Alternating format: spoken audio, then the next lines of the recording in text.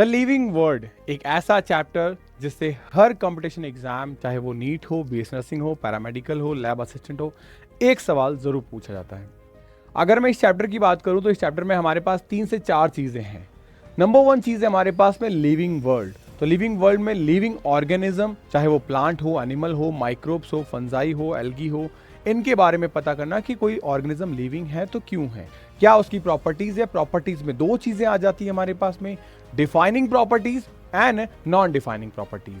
हम जब इससे आगे आते हैं इन प्रॉपर्टीज के अंदर, जहां पे हमारे पास ग्रोथ है, मेटाबॉलिज्म है, कॉन्शियसनेस है और भी बहुत सारी जैसे रिप्रोडक्शन वगैरह है। अगर मैं इससे आगे आऊं तो हमारे पास में आता है बायोडाइवर्सिटी। बायोडाइवर्सिटी के अंदर हम देखते हैं कि यार ऑर्गेनिज्म बहुत सारे हैं, लेकिन इन और बहुत सारे ऑर्गेनिजम्स को क्लासिफाई करना पड़ेगा, इनको नाम देना पड़ेगा, इनको आइडेंटिफाई करना पड़ेगा। तो हमने एक हायरार्की, एक टैक्सोनॉमी बनाई जिसके अंदर हम इन ऑर्गेनिज्म की स्टडी करते हैं। ये भी एग्जाम के पॉइंट ऑफ व्यू से बहुत ज़्यादा इंपॉर्टेंट है। इसके अंदर हम आगे अगर बात करें तो जब हम क्लासिफिकेशन करते हैं तो हायरार्की के अंदर हमारे पास में 7 ऐसे टैक्सोनॉमिकल रैंक आते हैं जिसमें हमारे पास species, genus, class, order, phylum, ये सब चीज़ें आती हैं। इसमें किंगडम तक हम चले जाते हैं। उसके बाद में अगर हम रियल लाइफ में बात करें तो ऑर्गेनिजम्स को आइडेंटिफाई, रिसर्च एंड एनालिसिस करने के लिए हमारे पास में टैक्सोनॉमिक एड्स होते हैं। जैसे कि हमारे पास जूलॉजिकल पार्क हो गया, हर्बेरियम हो गया, कीज हो गई, म्यूजियम हो गया। ये सारी चीज़ें हैं जिससे हम इस चैप्टर के अंदर एक सवाल को ईजिली निकाल सकते हैं। अगर आप भी चाहते हैं इस पूरे चैप्टर को याद करना, वो भी विद इन 90 मिनट्स के अंदर, तो इस क्लास को पूरा प्रॉपर देखना, क्योंकि इस 90 मिनट्स के अंदर आपके कॉम्पिटिटिव एग्जाम्स के हर सवाल का जवाब इस क्लास में आपको मिल जाएगा। और ऐसे ही इंटरेस्टिंग वीडियोस के लिए आप कमेंट में अपने नेक्स्ट आने वाले चैप्टर का नाम जो आप चाहते हैं वो जरूर लिखिएगा। तो मिलते हैं क्लास में। मोस्ट वेलकम है आप सभी का एक बार फिर से इस धमाकेदार सीरीज में, जहां हम करने जा रहे हैं जेके बोपी 360 रिवीजन। हर एक वन शॉट क्लास के अंदर पूरे कंप्लीट चैप्टर के कंप्लीट कॉन्सेप्ट और हर एक लाइन से एमसीक्यूज निकाल के निकाल रहा है। इस द लिविंग वर्ड चैप्टर के अंदर बॉटनी सेगमेंट का हमारा पहला चैप्टर है। इसके अंदर हर एक चीज मैं आपके साथ डिस्कस करूंगा। अगर आपका भी टारगेट है जेके बोपी के अंदर 150 प्लस लेके आना, यानी कि रैंक 1 लेके आना, हमारे सपनों के कॉलेज में हमें एडमिशन चाहिए, तो ये आपके लिए बहुत बेहतर होगा। तो अगर आप चाहते हैं ये सीरीज आगे कंटिन्यू रहे तो कमेंट सेक्शन के अंदर आगे आने वाले चैप्टर आप कौन सा चाहते हैं उसको कमेंट सेक्शन में जरूर बताइएगा, ताकि मैं नेक्स्ट क्लास आपके लिए उस चैप्टर की लेके आऊं। तो स्टार्ट करते हैं क्लास को, आ जाओ जल्दी से। यूट्यूब वाले बच्चों के लिए कि आपको यहाँ मिल जाएगा टेलीग्राम पर पीडीएफ इसका। इसके अलावा फ्री टेस्ट आप लोगों को जे एकेडमी के एप्लीकेशन पे मिल जाएगा। और जो बच्चा प्रॉपर्ली प्रिपरेशन करना चाहता है वो जे एकेडमी के बाद से 1 जनवरी से शुरू होने वाले नए बैच, नए कोर्स को ज्वाइन कर सकता है, जहां basic to advance, 0 to hero level पे मैं लेके जाऊंगा आपको एम्स दिल्ली के अंदर। The living word. Living word का मतलब क्या होता है? सबसे पहली बात तो जिंदा लोगों की दुनिया। क्या होती है जिंदा लोगों की दुनिया? जैसे ही मैं ये शब्द बोलता हूं जिंदा, तो मतलब जिंदा होता क्या है, हम किसे जिंदा कहते हैं, किसे मुर्दा कहते हैं, ये कैसे पता चलेगा? तो इसके लिए हमारे पास में एक टर्म आती है और वो टर्म है हमारे पास में द यूनिक। यूनिक का मतलब क्या हो गया? द स्पेशल, एक ऐसा feature. The unique and complex organisation, मतलब कुछ गुथी हुई चीजें जो थोड़ी सी कॉम्प्लिकेट हो, मॉलिक्यूल से बनी हुई, जो एक्सप्रेस करती हो केमिकल रिएक्शन के थ्रू, जिससे हम ग्रोथ कह सकते हैं, डेवलपमेंट कह सकते हैं, रिस्पॉन्सिवनेस कह सकते हैं, या अडेप्टेशन कह सकते हैं, या रिप्रोडक्शन कह सकते हैं। यानी कि कुछ ऐसा बना हुआ माइक्रो या मॉलिक्यूल्स का जो आपस में केमिकल इंटरेक्शन के थ्रू क्या करता हो? ग्रोथ करता हो, रिस्पॉन्स करता हो, रिप्रोड्यूस करता हो। तो ये सारी चीजें अगर कोई करता है उसको हम कहते हैं लाइफ, यानी लिविंग, क्योंकि ये सारी चीजें एक यूनिक कॉम्प्लेक्स ऑर्गेनाइजेशन की प्रॉपर्टी है। ओके, तो लिविंग ऑर्गेनिज्म में क्या क्या फीचर्स होने चाहिए? लिविंग ऑर्गेनिज्म जो होता है वो क्या होता है? वो सेल्फ रेप्लिकेटिंग होता है, मतलब वो अपनी जैसी चीजें बना सकता है, और इसको हम क्या कहते हैं? रिप्रोडक्शन या प्रोजेनी फॉर्मेशन। वो इवॉल्व करता है, नेचर में जैसे जैसे चीजें चेंज होगी वो भी खुद को चेंज करता जाएगा ताकि वो एग्जिस्ट रहे। एंड सेल्फ रेगुलेटिंग, जैसे सर्दी पड़ी तो हमने क्या किया? अपने आप को ढाल लिया। कैसे ढाल लिया? कि हमने अपनी बॉडी के ऊपर एक मोटी लेयर बना ली, हमने फेदर्स बना लिए, जिससे जो एयर है वो ट्रैप हो गई और वो इंसुलेटिंग की तरह बिहेव करने लगी। तो हमने क्या किया? खुद को रेगुलेट करना सीख गए। इंटरेक्शन करने लगे हम सिस्टम के साथ में, हम सिस्टम से कुछ चीज़ें लेने लगे, सिस्टम को कुछ चीज़ें देने लगे, यानी कि हमारी नेचर, हमारी अर्थ से हम चीज़ों को लेने और देने लगे, इसको कहता है इंटरेक्शन। और ये केपेबल बनाती है, और हम क्या कर रहे हैं, एक्सटर्नल जो स्टिमुलाई है, जैसे लाइट की तरफ आप देखते हो सूरजमुखी का फूल होता है, वो कैसे रोटेट करता है, जैसे जिस तरफ सन है उस डायरेक्शन में वो अपने आप को रोटेट करता है, बिकॉज वो लाइट से क्या हो रहा है, अफेक्ट हो रहा है। तो लाइट उसके लिए क्या कर रही है, अफेक्टिव फैक्टर का काम कर रही है, इसको कहते हैं स्टिमुलाई। जैसे पेन चुभता है तो मैं हाथ हटा लूंगा, तो ये पेन का चुभना मेरे लिए क्या है, स्टिमुलाई है। तो ये सारी चीजें हमें देखने को मिलती है कहाँ, लिविंग वर्ल्ड के अंदर, नॉन लिविंग थिंग्स में देखने को नहीं मिलती। तो यानी कोई भी जिंदा चीज है, जैसे कि अगर हम बात करें प्लांट को लेके, कोई भी माइक्रो ऑर्गेनिज्म या मैक्रो ऑर्गेनिज्म को, तो वो रिएक्ट करेगा, और वो रिएक्ट कर रहा है, इसका मतलब वो क्या है, लिविंग थिंग्स है, हम कह सकते हैं। तो ये सारे मोटे मोटे तौर पे अगर फीचर हमको कहीं देखने को मिलते हैं तो उसको हम क्या कह सकते हैं कि उसमें लाइफ है, वो लिविंग है। जैसे कि रेस्पिरेशन हो गया हमारे पास में, सेंसिटिविटी हो गई, न्यूट्रिशन खाना खाना हो गया, एक्सक्रीशन खाना खाया है तो भाई एक्सक्रीटिव मटेरियल निकालना भी पड़ेगा, रिप्रोडक्शन करना पड़ेगा, और ग्रोथ यानी कि साइज, नंबर, लेंथ में बड़ा होना पड़ेगा। तो ये सारे फीचर जो हैं वो किसके हैं, ये एक लिविंग ऑर्गेनिज्म के फीचर हैं। जब हम लिविंग ऑर्गेनिज्म के फीचर्स की बात करते हैं तो हमारे पास में नंबर 1 प्रॉपर्टीज आती है ग्रोथ, कि लिविंग ऑर्गेनिज्म ग्रोथ करता है। आज आप देखो, जब छोटे से बच्चे थे, आज आप बहुत बड़े हो गए हो, कल को और बड़े हो जाओगे, तो हो क्या रहा है, आप लगातार छोटे से बड़े हो रहे हो, इसको हम क्या कहते हैं, ग्रोथ। तो जब ग्रोथ के बारे में बात करते हैं तो ग्रोथ के कुछ फिनोमिना है, जैसे ग्रोथ जो है वो नंबर में होती है, मतलब नंबर इंक्रीज हो सकते हैं 2, 4, 6, 8। ग्रोथ मास से होती है, यानी कि भार बढ़ सकता है, हो सकता है नंबर एक ही रह जाए लेकिन भार बढ़ने लगे। तो यानी ग्रोथ नंबर से भी डिसाइड होती है और भार से भी डिसाइड होती है। अब ये दोनों ही चीजें कैसे बढ़ती हैं, नंबर कैसे बढ़ रहा है और भार कैसे बढ़ रहा है, ये दोनों चीजें बढ़ती है बाय द सेल डिवीजन से। मतलब सेल डिवीजन से नंबर भी बढ़ता है और भार भी बढ़ता है। ओके, अगर प्लांट के रेस्पेक्ट में हम बात करें, तो जो हमारे पास प्लांट्स हैं, इन प्लांट्स के अंदर जो ग्रोथ है वो कॉन्टिन्यूअस होती है थ्रू आउट लाइफ, मतलब पूरी जिंदगी होती है। यानी जब तक एक पौधा छोटे से बड़ा बड़ा बनता है, तब से लेके जब तक वो मर नहीं जाता, तब तक एक पेड़ जो है वो बड़ा होता रहता है लगातार, यानी थ्रू आउट द लाइफ उसमें ग्रोथ होती है। लेकिन वहीं एनिमल के रेस्पेक्ट में हम बात करें, जैसे हमारे रेस्पेक्ट में, तो क्या बोला इसने कि जो ग्रोथ है वो एक सर्टन एज तक होती है। एक सर्टन एज मतलब क्या, जैसे आप और हम बोलते हैं ना, भाई तू कितने साल का हो गया, कि 18 साल का, अच्छा अब बस तेरी हाइट जितनी बढ़नी थी उतनी बढ़ गई, अब तेरी हाइट नहीं बढ़ेगी। इसका मतलब हमारे अंदर जो हाइट की ग्रोथ है वो एक सर्टन एज तक हुई, मतलब बोन की जो ग्रोथ है वो एक सर्टन एज तक हुई। तो एनिमल्स में ये पॉइंट ध्यान रखना, एग्जाम का क्वेश्चन है, in animals growth is only up to a certain age, ये एनिमल की प्रॉपर्टी है। लेकिन प्लांट में जब तक पेड़ मरेगा नहीं, जब तक पौधा मरेगा नहीं, तब तक उसमें ग्रोथ होती रहेगी, वो लंबा चौड़ा होता रहेगा। ये ग्रोथ किससे होती है, सेल डिवीजन से होती है। अच्छा, जो हमारे अंदर ऑर्गेनिज्म, यानी हम अगर एनिमल्स की बात करें तो हमारे अंदर सर्टन एज तक की हो रही है, तो क्या उसके बाद में सेल डिवीजन नहीं होता, क्योंकि ग्रोथ तो सेल डिवीजन से होती है। सेल डिवीजन तो होगा, लेकिन वो सेल डिवीजन क्या करेगा, वो सेल डिवीजन अब हमारे अंदर क्या करेगा, cell division occur the replace the lost cell, क्योंकि हम जैसे जैसे बूढ़े होंगे, पेड़ भी बूढ़ा होता है, हम भी बूढ़े होंगे, तो हमारी डेड सेल को ये रिप्लेस कर देंगे, कौन, सेल डिवीजन। तो basically growth is a increase, growth is a increase in a mass में और साइज में। दस द नॉन लिविंग ऑब्जेक्ट जो हैं वो भी ग्रो करते हैं। एग्जाम्पल बता दो भैया, जैसे पहाड़, मिट्टी का पहाड़ हो गया, तो आप देखो मिट्टी के पहाड़ बड़े होते रहते हैं, छोटे होते रहते हैं।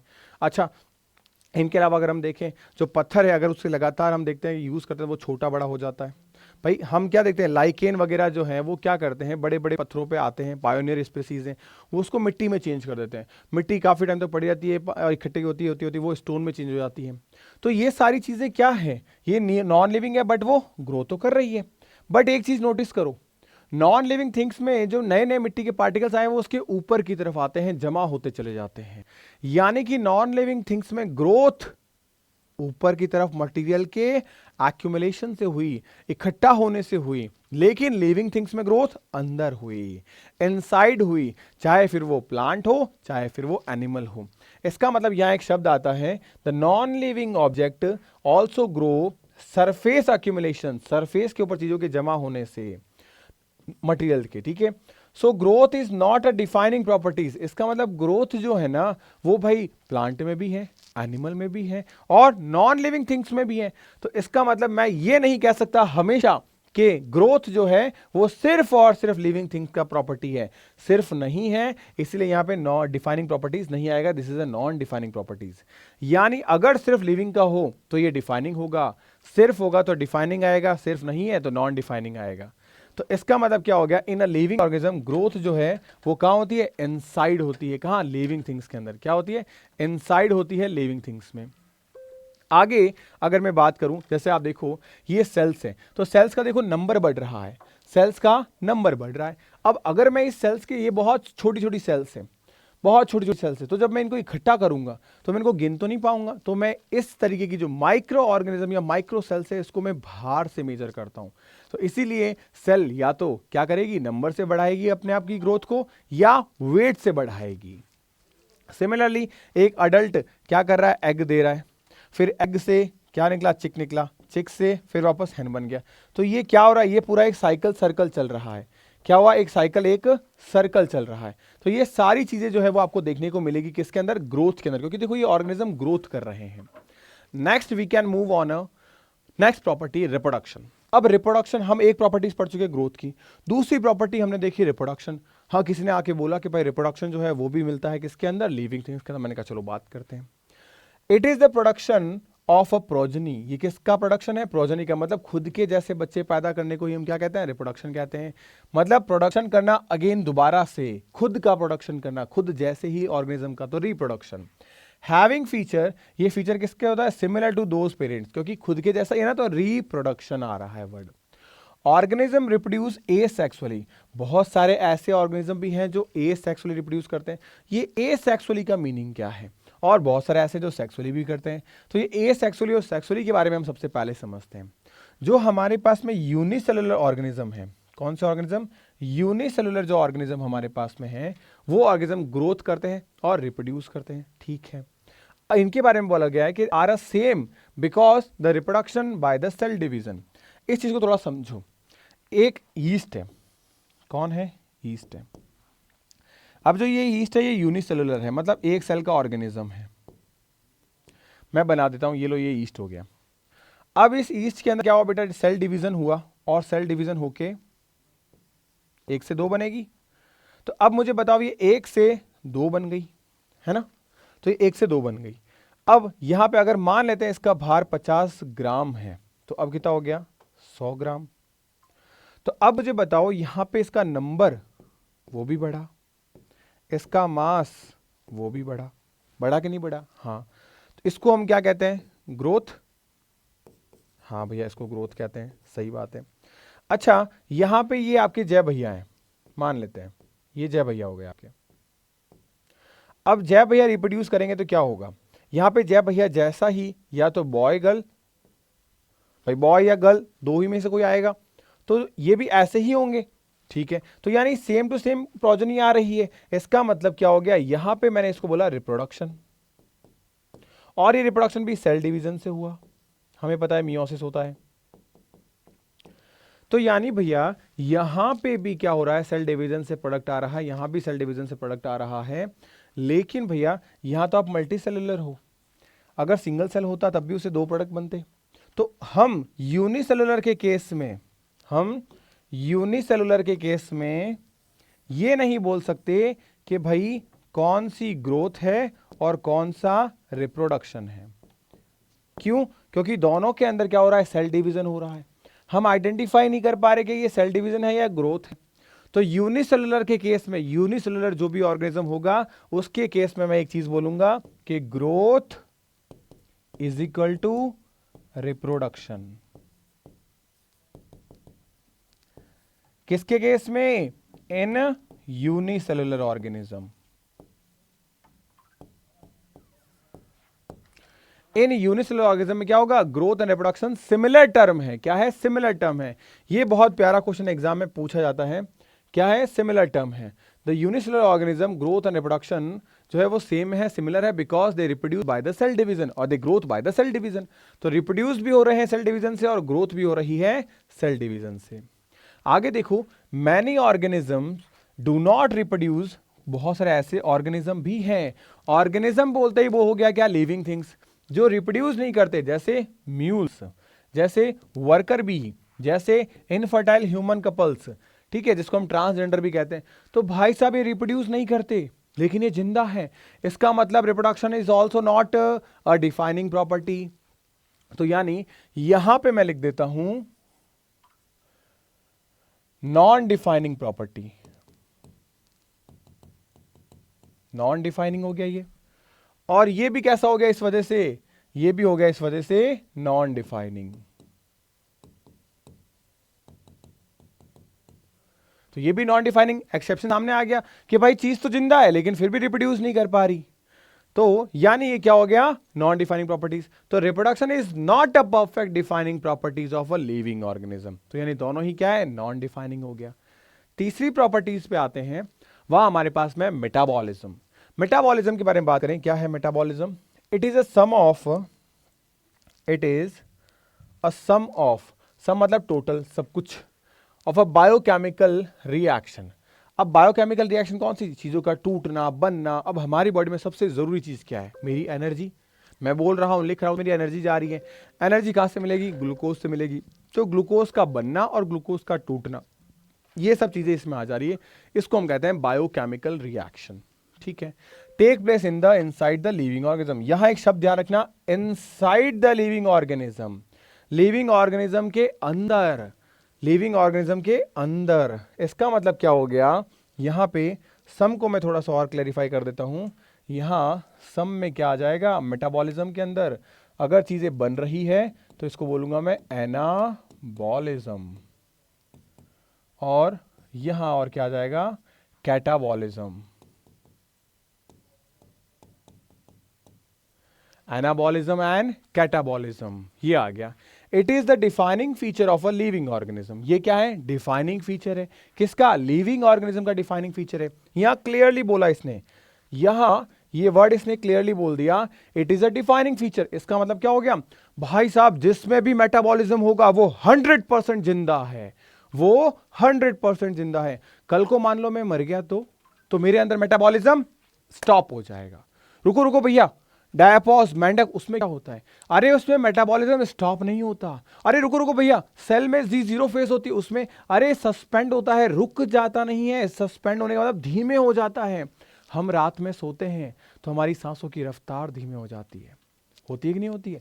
सिमिलरली वैसे ही क्या होता है कि जब जी0 फेज में सेल चली जाती है, या कोई भी माइक्रो ऑर्गेनिज्म जो है या ऑर्गेनिज्म जो है वो अपने इनएक्टिव फेज में चाहता है, तो वहां उसका मेटाबॉलिज्म कभी भी स्टॉप नहीं होता, क्योंकि जिस दिन मेटाबॉलिज्म स्टॉप हो गया उस दिन वो ऑर्गेनिज्म डेड हो जाएगा। इस बात का ये प्रूफ है। क्यों, क्योंकि ये एक डिफाइनिंग प्रॉपर्टीज है। तो इसका मतलब उन ऑर्गेनिज्म में क्या होता है, मेटाबॉलिज्म स्लो डाउन हो जाता है। क्या हो जाता है, स्लो डाउन हो जाता है। आप लोगों ने बहुत सारी मूवियां देखी होगी, जो हॉलीवुड मूवीज देखते हैं स्पेस ट्रैवलर में, कि जो साइंटिस्ट जो लोग होते हैं वो सो जाते हैं, स्पेस ट्रैवलर सो जाते हैं एक पॉड के अंदर। तो वो जो पॉड होता है ना, उस पॉड में क्या होता है, उनकी लाइफ की सारी एक्टिविटीज को स्लो कर देता है, जिससे उनकी जिंदगी बढ़ जाती है।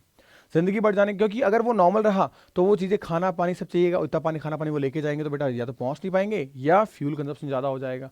तो वो अपने आप को सस्पेंड कर देते हैं और वो पॉड अपने पॉड को सेट करते हैं, मुझे 4 दिन बाद में उठा देना, क्योंकि 4 दिन बाद में मेरा प्रोजेक्ट पूरा हो जाएगा। तो पॉड अपने से 4 दिन तक उनको सुलाए रखता है, 4 दिन बाद में अपने आप से वो पॉड खुलता है, वो उठ जाते हैं। तो इससे उनका मेटाबॉलिज्म स्लो रहे हो जाता है। तो यानी metabolism is the defining properties, metabolism is the defining properties. अच्छा, बात करें यहां पे मेटाबॉलिज्म को लेके, metabolic reaction can be demonstrate. अच्छा, कैसी होती है रिएक्शंस, सिंपल सी बात करें, जैसे हमारे पास में हम देखते हैं कि हमारे पास क्या है, ग्लूकोज है बेटा। ये ग्लूकोज जो है, ये ग्लूकोज हम पानी पीते हैं, यहां पे सनलाइट, सॉरी, यहां पे एंजाइम्स आएंगे, डाइजेस्टिव एंजाइम्स आएंगे। ये एंजाइम्स क्या करते हैं बेटा, ये एंजाइम इस ग्लूकोज को तोड़ देते हैं CO2 के अंदर, और यहाँ पे हमारे पास में क्या निकलेगी, हीट निकलेगी, और हमारे पास में क्या निकलेगी, एनर्जी, ATP निकलेगी। तो यहाँ क्या हो रहा है, ये ग्लूकोज जो 6 मॉलिक्यूल का है, ग्लूकोज 6 कार्बन मॉलिक्यूल का है, ये एक कार्बन मॉलिक्यूल में टूट जा रहा है, यानी इसके 6 मॉलिक्यूल बनेंगे। तो ये ब्रेक डाउन हो रहा है। तो इस प्रोसेस को मैं क्या कहता हूं, इसको कहता हूं कैटाबॉलिज्म, और इसको मैं कहता हूं रेस्पिरेशन। लेकिन ठीक इस फिनोमिना को अगर मैं उल्टा देखूं बेटा, ठीक इस फिनोमिना को मैं उल्टा देखूं तो ये होता है प्लांट में, और इसको नाम दे देते हैं फोटोसिंथेसिस। क्या नाम देते हैं? फोटोसिंथेसिस। तो यहां एक एक जुड़कर 6 मॉलिक्यूल का 6 कार्बन का एक ही मॉलिक्यूल बना, तो ये क्या हो गया? एनाबॉलिज्म। ये हो गया एनाबॉलिज्म, और ये हो गया कैटाबॉलिज्म। ये क्या हो गया? कैटाबॉलिज्म।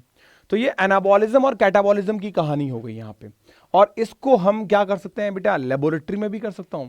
मैं ग्लूकोज लूंगा एक वेसल में, और ग्लूकोज उसमें पानी मिलाऊंगा और उसमें डाइजेस्टिव एंजाइम डाल दूंगा, तो ग्लूकोज टूट जाएगा, मुझे वहां से बबल्स उठते हुए दिखाई देंगे, और वो CO2 के बबल्स होंगे, और वो टेस्ट ट्यूब जो वो क्या हो जाएगी? गर्म हो जाएगी ड्यू टू द हीट, क्योंकि उसमें क्या हो रही है बेटा? एनर्जी बनी है। तो ये मैं लेबोरेटरी में भी कर सकता हूं। लेकिन एक शब्द आया था, गौर करो, नोटिस करो, यहां पे बहुत जरूरी शब्द था, वो ये वाला शब्द, इनसाइड द लिविंग ऑर्गेनिज्म। अगर मैं लेबोरेटरी में डिमॉन्स्ट्रेट कर रहा हूं तो वो इनसाइड द ऑर्गेनिज्म है क्या? नहीं। तो मैं उसे लिविंग रिएक्शन नहीं कहूंगा, लिविंग मेटाबॉलिज्म नहीं कहूंगा, मैं उसे कहूंगा लिविंग रिएक्शन। तो यानी demonstrate outside the body in the cell free system, मतलब बिना सेल के isolated metabolic reaction in the vitro, यानी लैब के अंदर, are not a living things. तो वो जिंदा चीज नहीं है बेटा, not a living things, but it is a living reaction, क्योंकि रिएक्शन तो लैब में होती है। तो लिविंग थिंग नहीं है, लिविंग रिएक्शन है।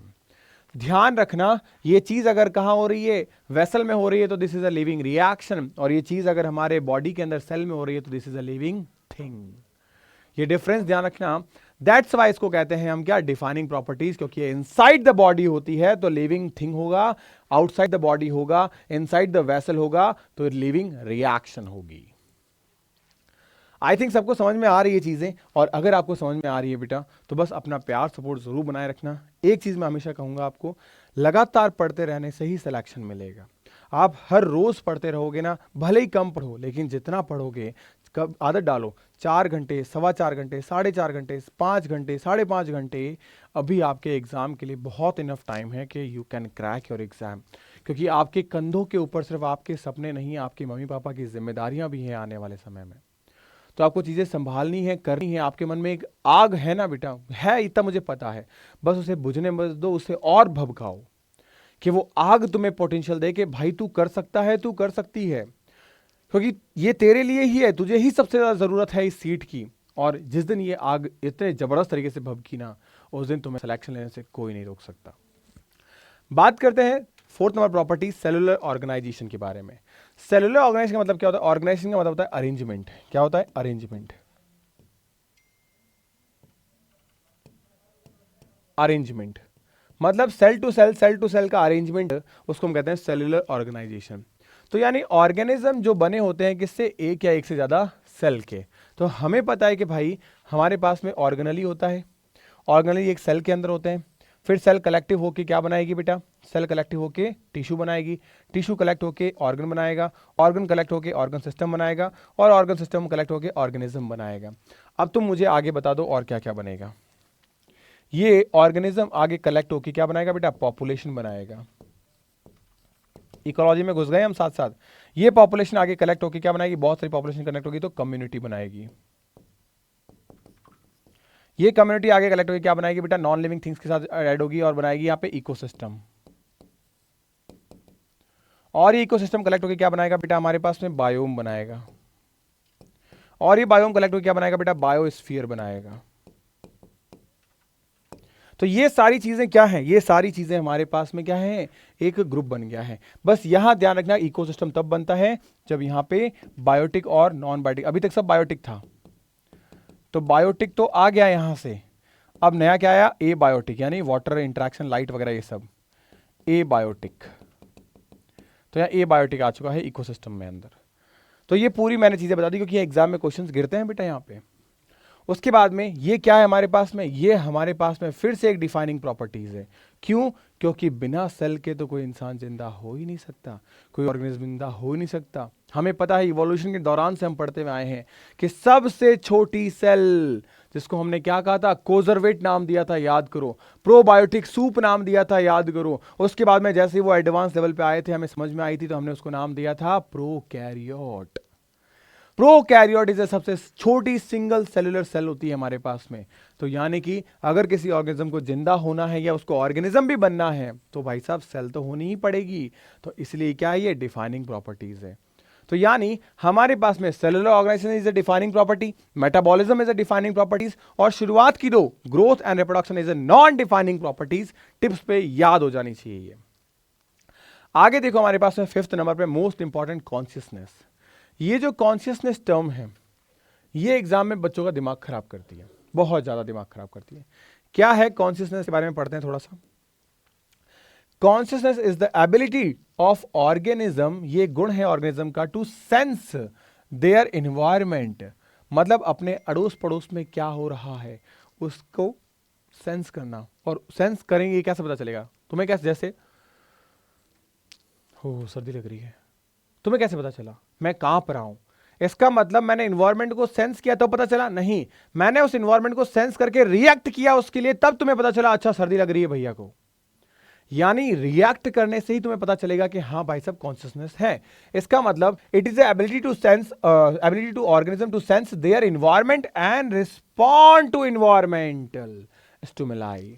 तो रिस्पॉन्ड करना इन्वायरमेंटल के स्टिमुलाई को, like a light, water, temperature and other organism interaction कर रहे हैं तो, केमिकल इंटरेक्शन कर रहे हैं तो, पॉल्यूटेंट इंटरेक्शन कर रहे हैं तो इस वजह से। अच्छा पॉल्यूटेंट का एग्जांपल क्यों आया पता है तुम्हें?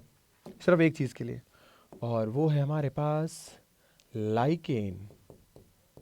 क्यों? क्योंकि SO2 के लिए सेंसिटिव होता है, याद है? जहां SO2 होगा वहां लाइकेन नहीं होगा। तो यानी ये क्या है, इसके लिए रिएक्ट कर रहा है। अब देखो, all organisms are aware of their surrounding. हर ऑर्गेनिज्म, कल की क्लास अगर किसी बच्चे ने की उसको समझ में आया होगा, वो अवेयर है उसके सराउंडिंग से। So this is a defining properties. तो ये क्या है, डिफाइनिंग प्रॉपर्टीज है। क्या है ये? डिफाइनिंग प्रॉपर्टीज है, क्योंकि हर ऑर्गेनिज्म क्या करता है, अपने एटमॉस्फेयर से चीजों को सेंस करता है और उसके लिए पॉजिटिव या नेगेटिव रिएक्ट करता है। ह्यूमन के केस में बात करें, बहुत प्यारा सा इंपॉर्टेंट सा है ये टर्म। ह्यूमन के केस में, in a human, the human is the only organism having self consciousness. Human जो है वो क्या है, सेल्फ कॉन्शियसनेस रखता है, मतलब उसमें सोचने और समझने की क्षमता है कि क्या मेरे लिए सही है, क्या मुझे यहाँ पे रिएक्ट करना चाहिए या नहीं करना चाहिए। बाकी सारे ऑर्गेनिज्म रिएक्ट कर देंगे, बाकी सारे ऑर्गेनिज्म रिएक्ट कर देंगे। छोटा सा मैं एग्जांपल देता हूं आपको। आपने वीनस फ्लाई ट्रैप देखा होगा, वीनस फ्लाई ट्रैप देखा है?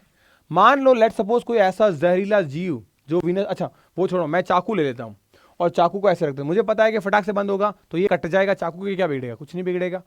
लेकिन अगर यहां पे कीड़ा घुसा तब भी बंद होगा, ये चाकू रखा तब भी बंद होगा। अब कीड़ा घुसा तो इसके लिए बेनिफिशियल है, इसको खाना मिल गया, लेकिन मैंने चाकू रख दिया तो इसके लिए नुकसान है ना, कट जाएगा।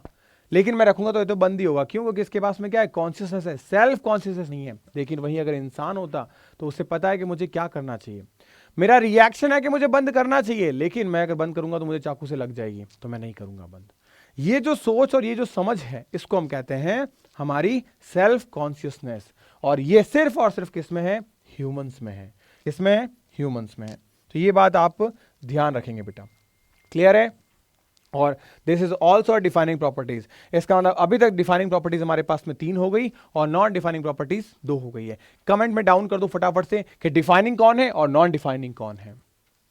आगे बढ़ते हैं डायवर्सिटी के बारे में। जब हमने ऑर्गेनिज्म के बारे में पता लगा लिया कि भाई साहब इसमें तो बहुत सारे ऑर्गेनिज्म हैं, हमने चीज़ें ये देख ली कि भाई साहब जिंदा कौन है, मरा हुआ कौन है, जिंदे की डेफिनेशन क्या है। तो जो जिंदा है उसकी डेफिनेशन निकाले कि भाई साहब ये चीज़ें जो है वो अगर है तो वो 100% जिंदा है, और ये है तो ठीक है, कुछ भी हो सकता है। नॉन डिफाइनिंग वाले कैरेक्टर्स में बात करें। लेकिन फिर हमने देखा यार हम किस किस के बारे में पता लगाएंगे, दुनिया भर में बहुत सारी डाइवर्सिटी है, हर 2 ऑर्गेनिज्म है। इसका मतलब the number of and the type of organism. यहां एक शब्द ध्यान रखना बच्चा party, number and type of organism present the biodiversity. मतलब बायोडाइवर्सिटी टर्म जो है ना, इसको एक्सप्लेन करने के लिए हमारे पास में 2 चीजें आती है, नंबर भी आता है और टाइप भी आता है। जैसे हमारे इस दुनिया में 20,000 से ज्यादा चींटियों की स्पीसीज है। अब ये क्या है, ये टाइप ऑफ आंट है, टाइप ऑफ चींटियां हैं। क्या 20,000 ही चींटियां हैं? बेटा इतनी चींटियां हैं, इतनी चींटियां हैं, इतनी चींटियां हैं कि अगर वो बिल से बाहर आ जाए तो हम धरती पे पैर भी नहीं रख पाएंगे। पैर भी नहीं रख पाएंगे। तो सोचो नंबर और टाइप में कितना फर्क है, और इन दोनों को ही हम कंसीडर करते हैं बायोडाइवर्सिटी के अंदर। द नंबर ऑफ स्पीसीज जो है वो डिस्क्राइब की गई है 1.7 टू 1.8 मिलियन। ये किसने किया था? रॉबर्ट मे ने किया था। किसने किया था? रॉबर्ट मे ने। टैक्सोनॉमी जो है उसके बारे में बात करें, टैक्सोनॉमी टैक्सोनॉमी एक टर्म है जिसके अंदर हम स्टडी करते हैं पहचानने की, अलग अलग क्लासिफाई करने की और नोमेनक्लेचर की। अब ध्यान रखना, यहां दो सवाल आ गए। पहला, टैक्सोनॉमी क्या होता है? टैक्सोनॉमी में हम जितनी भी डाइवर्सिटी है ना, उसमें क्या करते हैं? सबसे पहला स्टेप, पहले पहचानेंगे भाई साहब, फिर उसको बांटेंगे भाई साहब, फिर उसको नाम देंगे भाई साहब। इसका मतलब पहले पहचानो, आइडेंटिफिकेशन, क्लासिफिकेशन, नोमेनक्लेचर, ये तीनों अगर हम कर रहे हैं तो यानी हमारी ब्रांच कौन सी हो गई? टैक्सोनॉमी। तो ये वर्ड आपको ध्यान रखना है। अब एक टर्म और आता है, इसको कहते हैं सिस्टमैटिक्स। ये सिस्टमैटिक्स क्या होता है? सिस्टम, सर हर चीज एक सिस्टम से चलनी चाहिए, और सिस्टम का मतलब होता है अरेंजमेंट। तो सिस्टमैटिक जो वर्ड है वो एक लैटिन शब्द है, इसका नाम है सिस्टेमा। ये सिस्टमैटिक यानी अरेंजमेंट शब्द से आया है, जो डील क्या करता है? इवोल्यूशनरी रिलेशनशिप को। यानी कोई भी ऑर्गेनिज्म है वो किसके बाद कैसा है, कौन पहले आया, कौन बाद में आया, कौन किससे डेवलप हुआ, ये सारी चीजें इवोल्यूशनरी हिस्ट्री के हिसाब से एक अरेंज होती है कि नहीं भाई साहब मेंढक तुम बाद में आए हो और जो टेरेस्ट्रियल एनिमल है वो बाद पहले आए हैं। इस तरीके का जो अरेंजमेंट है वो अरेंजमेंट है जिसके थ्रू होता है, उसको हम कहते हैं सिस्टेमैटिक्स। क्या कहते हैं? सिस्टेमैटिक्स। अब ये शुरुआत कहानी कहाँ से हुई थी? ये शुरुआत हुई थी कैरोलस लिनियस की किताब है जिसको हम कहते हैं सिस्टेमा नेचुरी। तो सिस्टेमा नेचुरी जो किताब है कैरोलस लिनियस की, इन्होंने इस किताब के अंदर लिखा था इन सब चीज़ों के बारे में। सबसे पहले प्लांट के बारे में कि भाई साहब क्या है क्या नहीं है, और फिर एनिमल्स के बारे में। तो इनकी दो किताबें हैं, सिस्टेमा नेचुरी एंड सिस्टेमा प्लांटेरम। तो यहाँ देखो सबसे पहले हमारे पास में डाइवर्सिटी आई, उसके बाद में डाइवर्सिटी बाद में हमने क्या देखा? चीज़ों को पहले आइडेंटिफाई किया कि भाई क्या होना चाहिए, उसके बाद में हमने क्लासीफाई किया, और फिर हमने चीज़ों को क्या किया बेटा? सिस्टमैटिक तरीके से उनका नाम दिया। तो ये सारी चीज़ें किस में आती है? बायोडाइवर्सिटी के अंतर्गत आती है। तो अब हमें क्या क्लियर हो गया? टैक्सोनॉमी क्लियर हो गया। टैक्सोनॉमी में तीन चीजें हमारे पास में। सबसे पहले आइडेंटिफिकेशन, ये पूछा जाता है सीक्वेंस, आइडेंटिफिकेशन, क्लासिफिकेशन, नोमेनक्लेचर। तो सिस्टमैटिक एक अलग चीज है, टैक्सोनॉमी अलग चीज है। सिस्टमैटिक्स में क्या होता है? सिस्टमैटिक्स में हम देखते हैं कि जो भी ऑर्गेनिज्म है उसकी इवोल्यूशनरी हिस्ट्री के हिसाब से चीजों को रखते हैं। जैसे आज आपको छोटा सा एग्जांपल देता हूं मैं। आपको पता है सबसे पहले हम पॉरीफेरा पढ़ते हैं, पॉरीफेरा प्रोटोजोआ एनिमल किंगडम के अंदर, ठीक है? तो पॉरीफेरा, प्रोटोजोआ, प्लेटीसिलेंटेटा, Ctenophora, Platyhelminthes, Aschelminthes, Annelida, Arthropoda, उसकी सब ऐसे पढ़ते हैं अपन। तो ये जो सीक्वेंस है, ये सीक्वेंस हिस्ट्री के हिसाब से हम सबसे लास्ट में पढ़ते हैं मैमेलिया। क्यों? हम हैं वो, हम सबसे बाद में डेवलप हुए हैं। तो ये क्या है? ये एक सीक्वेंस है बेटा, और इस सीक्वेंस को ही हम क्या कहते हैं? सिस्टमैटिक्स कहते हैं। क्या कहते हैं? सिस्टमैटिक्स कहते हैं। नेक्स्ट बात करते हैं डाइवर्सिटी के अंदर जो सिस्टेमा नेचुरी है। कैरोलस लिनियस ने एक किताब लिखी थी जो मैं आपके सामने लेके आया ताकि आपको चीज़ें याद रहे। तो कैरोलस लिनियस ने एक किताब दी, और ये इस किताब का इनसाइड फोटो है जिसके अंदर उन्होंने क्लासिफिकेशन कर रखे थे डिफरेंट डिफरेंट प्लांट्स के और डिफरेंट डिफरेंट एनिमल्स के। दो अलग किताबें थी, सिस्टेमा नेचुरी एंड सिस्टेमा प्लांटेरम। अब प्रोसेस की बात करें, इसका प्रोसेस टैक्सोनॉमी का प्रोसेस। टैक्सोनॉमी का प्रोसेस का मतलब क्या हो गया? तीन चीजें। सबसे पहले आइडेंटिफिकेशन, उसके बाद में सर क्लासिफिकेशन, उसके बाद में सर नोमेनक्लेचर, यानी ICN। ये तीन स्टेप है बेटा। पहला आइडेंटिफिकेशन करना, फिर हमारे पास क्लासिफिकेशन, फिर नोमेनक्लेचर। तो हमें सबसे पहले आइडेंटिफाई करना है। क्या करना है? आइडेंटिफाई करना है। आइडेंटिफाई के बाद में हमें क्लासीफाई करना है, चीज़ों को बांट देना है, बंटवारा करना है, और उसके बाद में चीज़ों का नाम देना है, नोमेनक्लेचर करना है। ये तीनों चीज़ें किस में शामिल होती हैं? हमारे टैक्सोनॉमी में शामिल होती हैं। तो यानी सबसे पहले हम पढ़ते हैं कैरेक्टराइजेशन। भाई अगर हम किसी चीज़ को आइडेंटिफाई कर रहे हैं तो पहले हमें पता होना चाहिए उसमें गुण क्या क्या है, क्या क्या करेक्टर, तभी तो आइडेंटिफाई कर पाएंगे। तो हमने क्या देखा? हमने देखा it is the understanding of the characters of organisms such as the external and internal structure, structure of a cell and development process, ecological information। इन सब को हमने बेस रखा। Number 1 external, number 2 internal structure, number 3 structure of cell, number 4 development, number 5 ecological information. तो 5 ऐसी चीजें जिनसे हमने क्या किया, करेक्टराइजेशन किया। उसके बाद में हम आ गए आइडेंटिफिकेशन पे। It is the correct description, मतलब इसके बारे में जानकारी। जैसे मैं कहता हूं ना, यूट्यूब के डिस्क्रिप्शन बॉक्स में तुम देख लेना, मतलब तुम्हें सारी जानकारी जो है वो कहां मिल जाएगी, डिस्क्रिप्शन बॉक्स में मिल जाएगी। डिस्क्रिप्शन का मतलब हो गया एक्सप्लेनेशन। तो correct description of the organism so that the naming is possible. तो अगर प्रॉपरली सब चीजें पता है, जैसे तुमसे अगर बोला जाए कि भैया तुम्हारे जे एकेडमी पे एक टीचर है जो चश्मा लगा के पढ़ाते हैं, तो तुम्हें पता चलेगा चश्मा लगा के तो यार 2 ही सर पढ़ाते हैं, एक तो एलटीएम सर पढ़ाते हैं और एक जय सर पढ़ाते हैं। फिर वो तुम्हें बोलेंगे कि नहीं, एक बड़े से मोटे से सर हैं, तो तुम्हें पता चलेगा अरे यार मोटे से तो एक ही सर है, जय सर है।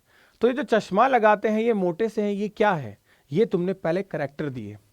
जब करेक्टर दिए तब तुम आइडेंटिफाई कर पाए ना बेटा, इसलिए ये सबसे पहला जरूरी स्टेप है। तो करेक्टराइजेशन, अगर वैसे तो ये 3 मेन स्टेप है, अगर तुमसे कभी ये दे दिया जाए तो पहले ध्यान रखना, characterisation, then identification, then classification, then nomenclature. ये हो गया मोर बेटर। अब हमारे पास में classification. Classification, it is the possible of grouping, group करना। क्या करना, ग्रुप करना, कि तुम उधर जाओ तुम उधर जाओ। जैसे अगर जे एकेडमी पे ग्रुप करें तो आपको पता होगा, अरे बायोलॉजी तो केपी सर और जय सर को एक ग्रुप में डाल दो, केमिस्ट्री एलटीएम सर को डाल दो, फिजिक्स विजय सर और गिरी सर को एक ग्रुप में डाल दो। तो आपने क्या किया, एक ग्रुप में डाल दिया, तो 3 ग्रुप बन गए, 5 लोग लेकिन 3 ग्रुप बन गए। तो यानी ग्रुप में चीजें कम हो गई। हम चीजों को अंडरस्टैंड तब कर पाएंगे जब हमें चीजें थोड़ी कम दिखाई देगी। तो हमने क्या किया, क्लासिफिकेशन किया, ग्रुपिंग कर दी of organism into convenient categories. Convenient मतलब जो हमारे लिए आसान होती है उसके हिसाब से, और इन कैटेगरीज को नाम दिया हमने टेक्सा। क्या नाम दिया, टेक्सा नाम दिया, based on their character.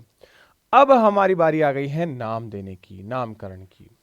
It is the standardise, ये स्टैंडर्डाइज होते हैं, क्यों ऐसा ना हो जैसे कि हम राजस्थान जोधपुर के अंदर जो हमारे पास तुरई होती है उसकी सब्जी बनती है, बिहार में उसको नेनुआ कहते हैं, और महाराष्ट्र में कुछ और, मराठी में कुछ और कहते हैं। तो यानी अलग अलग जगह पे अलग अलग नाम हैं। तो ऐसे में क्या होता है, कन्फ्यूज़न बहुत सारा। मैं कल को बोल दूं बेटा तुरई, मेरे यहाँ तुरई की जो सब्जी ना मुझे बहुत पसंद है, और मैं वहाँ जाऊँ और तुम्हारे वहाँ तुरई शायद किसी और को कहते हो, तुम कुछ और बना दो, मेरे को बिल्कुल पसंद नहीं आया, तो हो गया ना अर्थ का अनर्थ। तो इसीलिए ये ऐसे नाम होने चाहिए जो क्या हो, स्टैंडर्डाइज हो। क्या हो, स्टैंडर्डाइज हो। अब बात करें name of the organism such that then organism is known by the same name over all the world. सिर्फ एक कंट्री में नहीं, पूरी दुनिया में उसको एक ही नाम से जाना जाना चाहिए।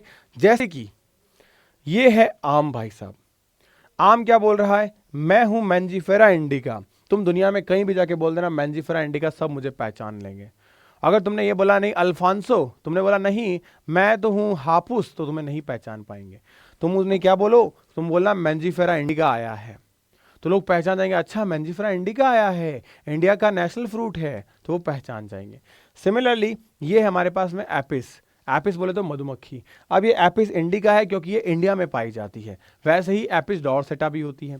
तो ऐसे मधुमक्खियों की जो स्पेसीज है उनके खुद के साइंटिफिक ऐसे नेम है, और हर ऑर्गेनिज्म का साइंटिफिक नेम है।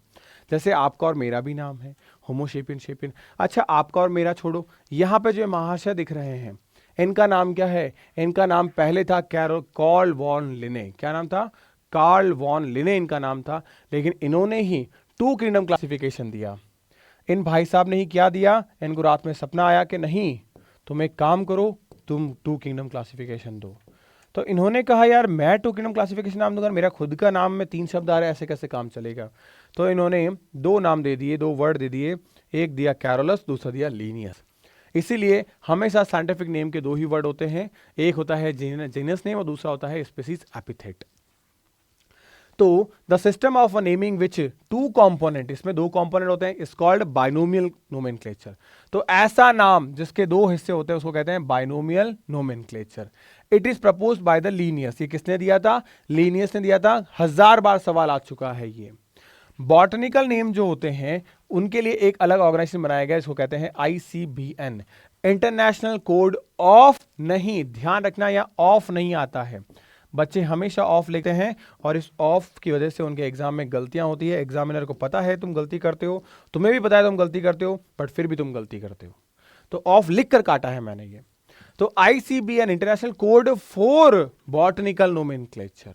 और वहीं अगर हम नाम देंगे एनिमल्स के लिए तो क्या हो जाएगा, एनिमल्स को हम कहते हैं जूलॉजी, तो क्या हो जाएगा, जूलॉजिकल नेम के लिए इंटरनेशनल कोड 4 ऑफ नहीं, जूलॉजिकल नोमेनक्लेचर।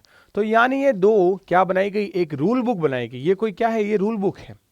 ये रूल बुक क्या बताती है कि अगर तुम्हें किसी जूलॉजिकल मतलब किसी एनिमल का नाम देना है तो इस रूल के हिसाब से दो, अगर तुम्हें किसी प्लांट का नाम देना है तो इसके हिसाब से दो। मैं छोटा सा एग्जांपल देता हूं, छोटा सा एग्जांपल, स्नेक, सांप। सांप होता है सांप, तो जो इंडियन सांप है, ठीक है, इंडियन कोबरा, उसका नाम क्या है, नाजा। नहीं, इसका नाम नाजा नहीं है। अगर नाजा होता तो एक ही नाम होता ना, तो नाजा और नाजा। तो यानी ये क्या है, ये है जीनस नेम और ये क्या है, स्पीसीज एपिथेट।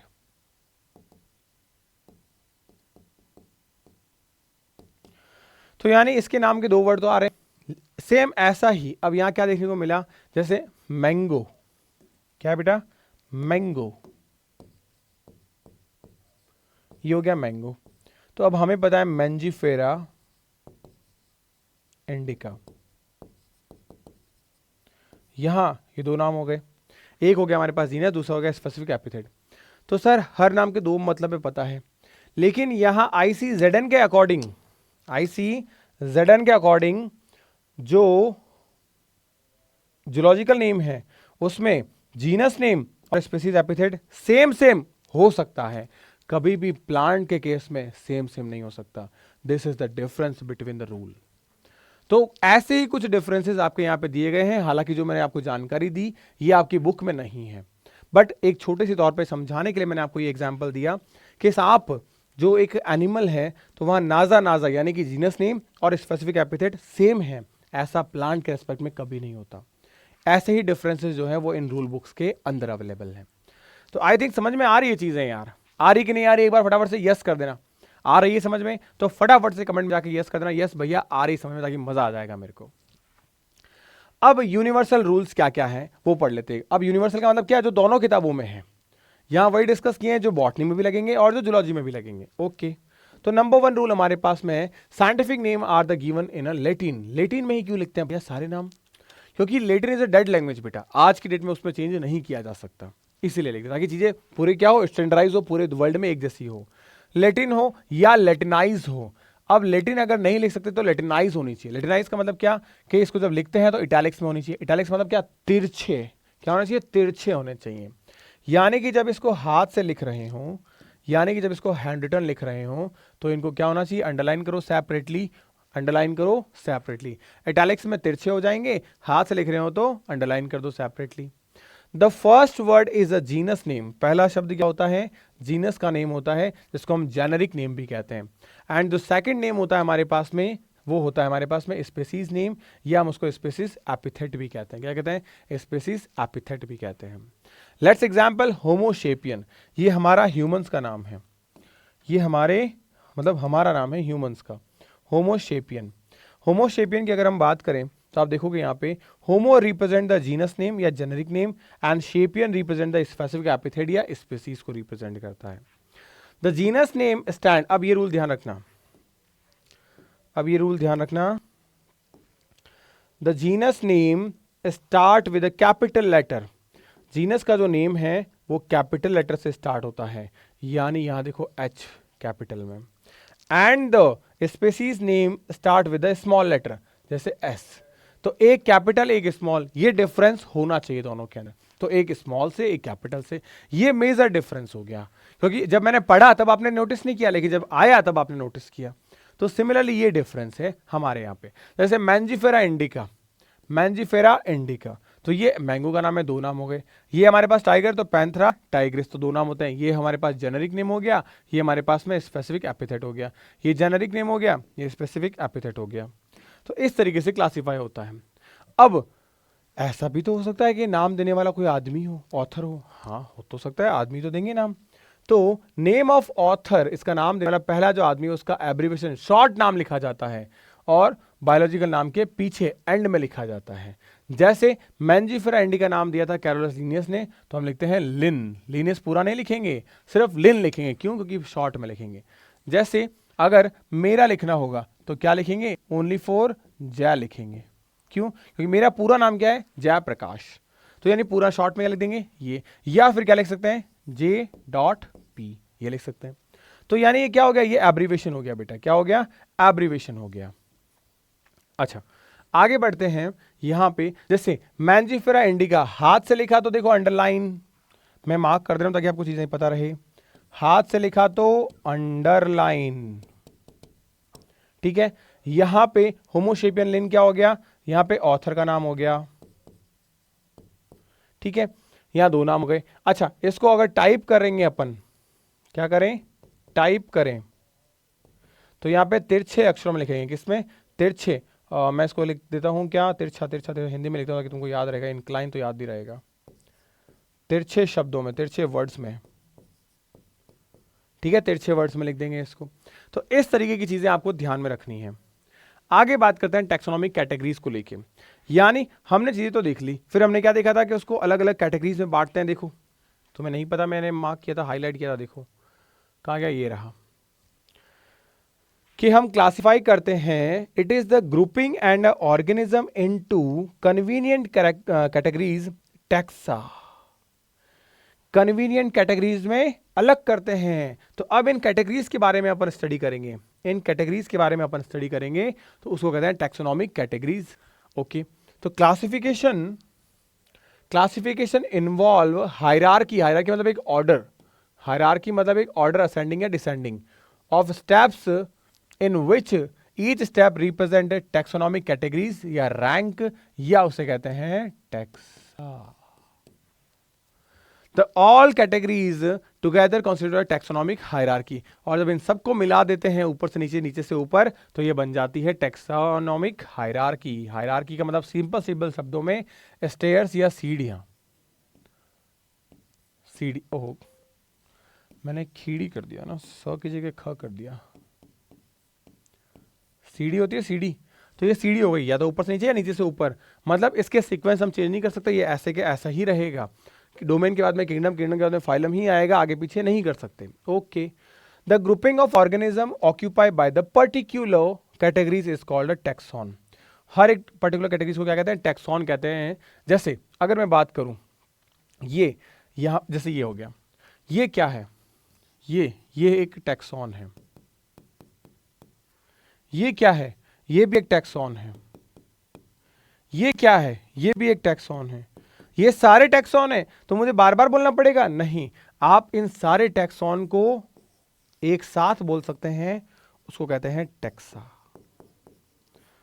तो टैक्सॉन यूज होता है सिंगुलर वर्ड के लिए, एक के लिए, और इन सब के लिए काम में लेना हो तो यूज होता है प्लूरल के लिए टैक्सा।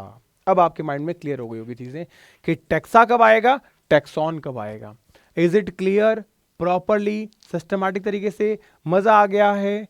देखो अगर मजा आ रहा है इसका मतलब चीजें समझ में आ रही है, और ऐसे ही इंटरेस्टिंग वीडियोस आगे भी आपके लिए आते रहेंगे। अगर आप चाहते हो प्रॉपरली आते रहें तो अपना प्यार और अपना सपोर्ट बनाए जरूर रखना। आगे बात करते हैं, जैसे यहाँ पे एग्जाम्पल मेमेलिया, तो मेमेलिया हमारे पास में किधर आ जाएगा भाई साहब, यहाँ आ जाएगा, तो मेमेलिया में आ जाएगा। ओके, ईच कैटेगरीज, हर कैटेगरी या टैक्सॉन, देखो यहाँ कैटेगरी को टैक्सॉन बोला क्योंकि कैटेगरी है, इसको टैक्सा नहीं बोला है क्योंकि ये एक सिंगुलर वर्ड है, तो यहाँ पे भी सिंगुलर ही आएगा क्योंकि टैक्सा जो है वो प्लूरल वर्ड है। तो ईच कैटेगरी, और अच्छा एम्स में ऐसी गलती हो सकती है, एम्स में ऐसे लिख सकता है टैक्सा, तो एम्स वाले बहुत चालाक हैं, वो यही गलती कराएंगे। तो ध्यान रखना यहाँ टैक्सा कभी नहीं आएगा, यहाँ टैक्सॉन ही आएगा क्योंकि टैक्सा हमारे लिए क्या है, एक प्लूरल वर्ड है। क्या है, एक प्लूरल वर्ड है। तो कैटेगरी और taxon represent a unit of classification. Unit का मतलब क्या है, छोटे से स्टेप। एक सीढ़ी, एक सीढ़ी को क्या बोलेंगे, यूनिट बोलेंगे, तो एक सीढ़ी हो जाएगा। तो यानी ये सारी चीजें क्या है, ये सारी चीजें हमारे पास में टैक्सोनॉमिक कैटेगरीज हैं, और ये सारी टैक्सोनॉमिक कैटेगरीज आपस में मिलकर क्या बना देगी, टैक्सा बना देगी। क्या बना देगी, टैक्सा। भैया याद नहीं रह पा रहा है। देखो एक गाड़ी है जिसका नाम है नेक्सा, है कि नहीं, नेक्सा। तो जो नेक्सा गाड़ी है, वो नेक्सा गाड़ी क्या है बेटा, अगर उसके बारे में बात करें तो वो गेट जो डोर्स हो गए उनसे हो गए, बॉटम हो गया, ठीक है, उसका फ्रंट हो गया, इन सब से इंजन हो गया, सब चीज़ों से मिल के बनी है, एक अकेली चीज़ तो नहीं है ना नेक्सा। तो वैसे ही आप याद रखिए कि बहुत सारी कैटेगरीज आपस में मिल के क्या बनाती है, टैक्सा बनाती है, ना कि नेक्सा। अब आगे बढ़ते हैं, जैसे हमारे पास में टैक्सोनॉमिक रैंक, इसको समझते हैं थोड़ा सा। हायरार्की का मतलब क्या हो गया था? सीढ़ियां। हायरार्की का मतलब क्या हो गया था? सीढ़ियां। अब ये सीढ़ियां असेंडिंग बोल रहा है, मतलब चढ़ती हुई। चढ़ती हुई का मतलब क्या होगा? शुरुआत कहां से होगी? छोटे से होगी, यानी शुरुआत स्मॉल स्टेप से होगी और ये एंड बिग स्टेप पर होगी। और स्मॉल स्टेप का मतलब होता है स्पीसीज, और बिग स्टेप का मतलब होता है किंगडम, जो सबसे बड़ा हो। ठीक है, अब देखो यहां पे कैटेगरीज दे रखी हैं और यहां एग्जाम्पल दे रखे हैं। हम हमारे बारे में बात करते हैं, जैसे जय भैया। तो जय भैया क्या है? जय भैया एक ह्यूमन है, एक इंसान है। ह्यूमन है तो इनका साइंटिफिक नेम क्या होगा? होमोशेपियन। और होमो आगे वाला वर्ड जेनरिक नेम पे आता है तो देखो जीनस नाम पे आ गया, पीछे वाला स्पेसीज पे आता है तो स्पेसीज एपिथेट पे आ गया। तो होमोशेपियन है भैया, तो होमोशेपियन आ गया। अब ये दो स्टेप तो खत्म हो गए। तीसरे स्टेप पे कौन आएगी? फैमिली। तो जय भैया कौन सी फैमिली के मेंबर है? होमोनिडी फैमिली के मेंबर है। कौन से ऑर्डर के मेंबर हैं? प्राइमेटा ऑर्डर के मेंबर हैं। कौन सी क्लास के मेंबर हैं? मेमेलिया क्लास के मेंबर हैं।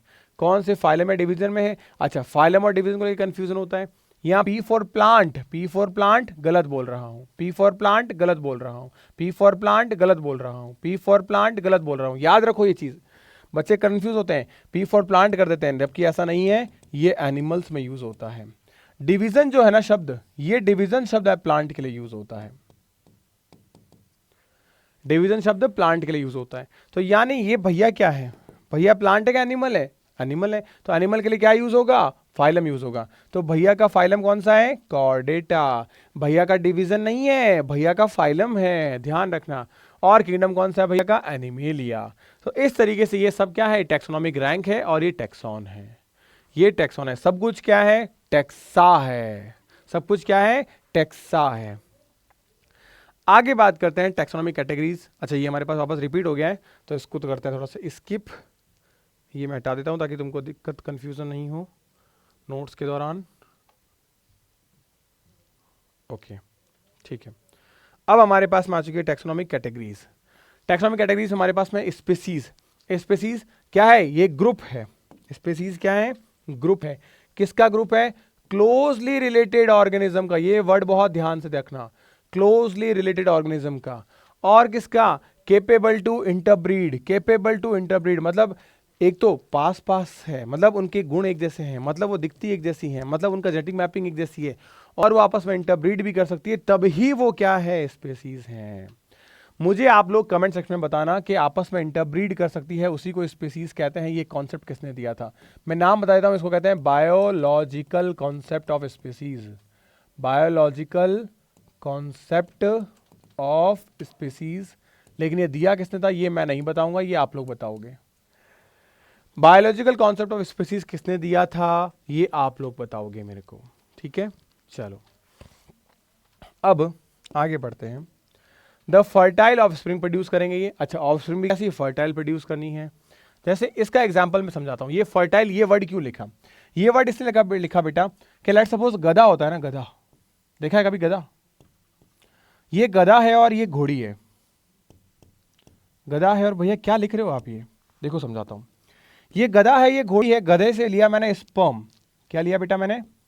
गधे से लिया मैंने स्पर्म और घोड़ी से लिया मैंने एग।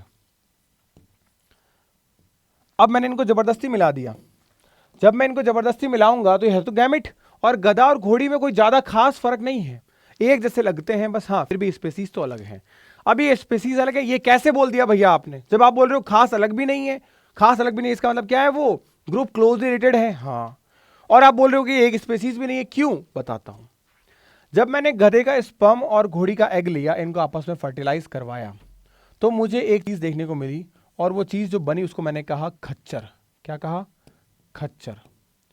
ओ हो भैया खच्चर बन गया है। तो ये जो खच्चर है भैया, क्या ये खच्चर अब दूसरी खच्चर बना सकता है?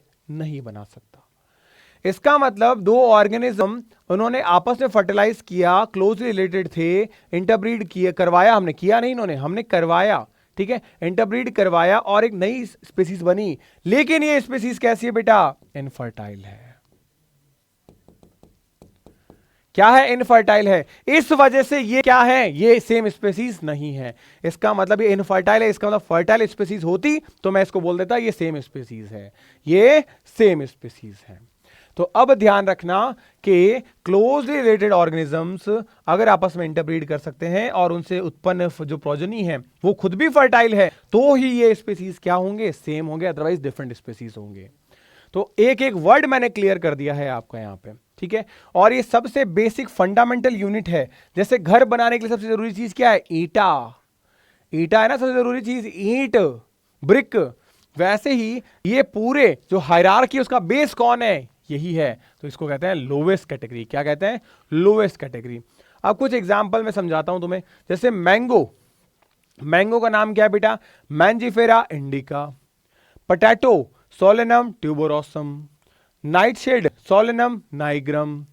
Tomato, Solanum lycopersicum. Brinjal, Solanum melongena. Lion, Panthera leo. Tiger, Panthera tigris. Leopard, Panthera pardus. Modern Homo sapien. पढ़ तो लिया, चले आगे, नहीं मैं कुछ समझने की कोशिश कर रहा हूं। यहां देखो, डिंग डिंग डिंग डिंग डिंगा डिंगा, डिंग डिंग डिंग डिंग डिंगा डिंगा, डिंग डिंग डिंग डिंग डिंगा डिंगा। यानी ये सारी अलग अलग स्पीसीज हैं। 2 मिनट रुकना बेटा। हरि राम। चलो, हाँ तो कहां थे अपन, ये सोलेनम। तो अब देखो यहां सब में सोलेनम आ रहा है, क्या जेनेरिक नेम सब में सेम आ रहा है, लेकिन स्पेसिफिक एपिथेट अलग अलग आ रहा है। भैया स्पेसीज अलग है, जीनस सेम है। भैया स्पेसीज अलग है, जीनस सेम है। भैया स्पेसीज अलग है, जीनस सेम है। हाँ बिल्कुल यही बताना चाह रहा हूं। इसका मतलब भैया आप कहना चाह रहे हो कि भैया ये जो शेर है, जो टाइगर है, और जो ये अपने पास लेपर्ड है, ये तीनों भैया एक ही जीनस के हैं। हाँ तीनों एक ही जीनस के, लेकिन स्पेसीज अलग हैं। यही चीज समझाने की मैं आपसे कोशिश कर रहा हूं। अच्छा, जैसे देखो ये है आम, ये है आलू, ये है टमाटर, और ये है बैंगन। और ये हमारे पास में लेपर्ड, चीता, और हमारे पास में लायन। अब जीनस के बारे में बात करें, क्या है genus, it is the aggregated, किसका एग्रीगेटेड, स्पेसीज का aggregated, closely related to species.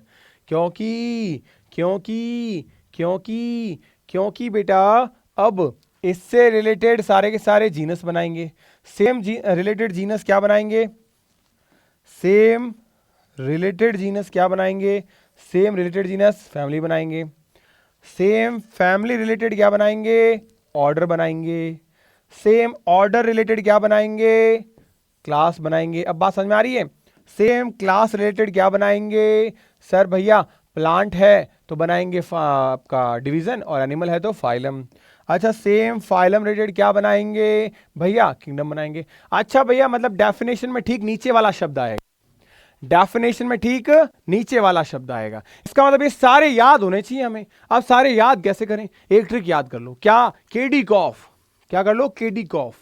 क्या है ट्रिक है बेटा, केडी, TRICK, ट्रिक क्या है बेटा, केडी कॉफ, KDCOF।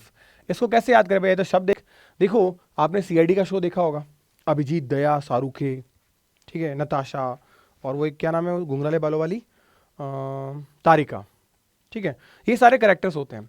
वैसे ही वहां पे एक और शो आता है, इसको कहते हैं आपकी अदालत, नहीं आपकी अदालत नहीं, सॉरी, केडी की अदालत, ऐसा कुछ है, केडी पाठक करके अदालत एक एपिसोड आता है ना।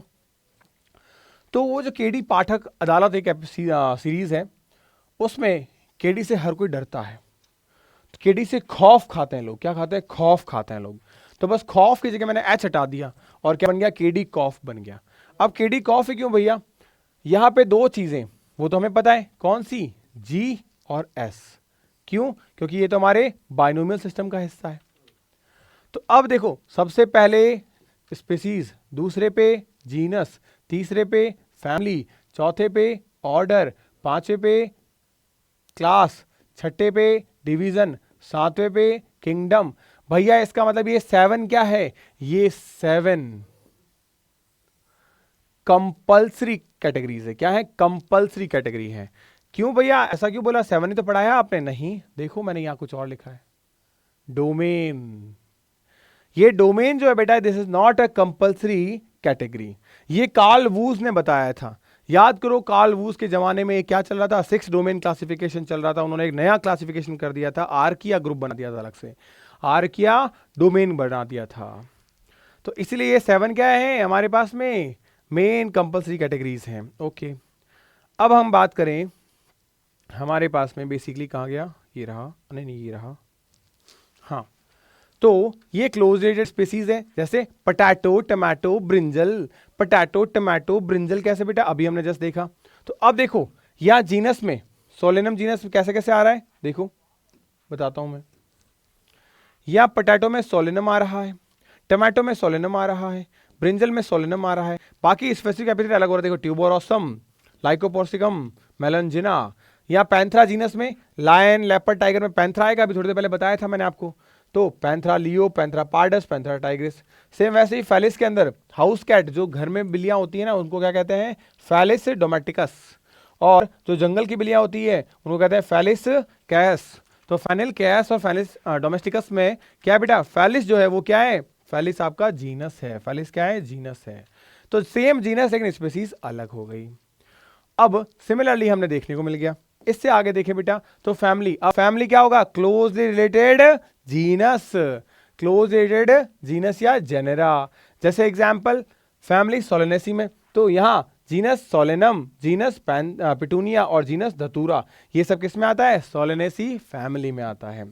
जीनस पैंथरा और जीनस फैलिस किस में आता है, फैलिडी में आता है। इसका मतलब देखो बेटा, आलू, ये पिटूनिया फ्लावर और ये धतूरा फ्लावर, ये तीनों एक ही फैमिली का मेंबर है, सोलेनेसी का। वैसे ही ये लायन, ये टाइगर और ये बिल्ली, ये क्या है, आपने कभी कभी देखा होगा डिस्कवरी पे, टाइगर और इनको क्या कहते हैं, बिग कैट कहते हैं। क्या कहते हैं, बिग कैट कहते हैं। वो इसीलिए कहते हैं बिकॉज ये एक ही फैमिली के मेंबर हैं, ये एक ही फैमिली के मेंबर हैं। स्पीसीज अलग है बट फैमिली एक है, इसलिए सेम फैमिली हो गई।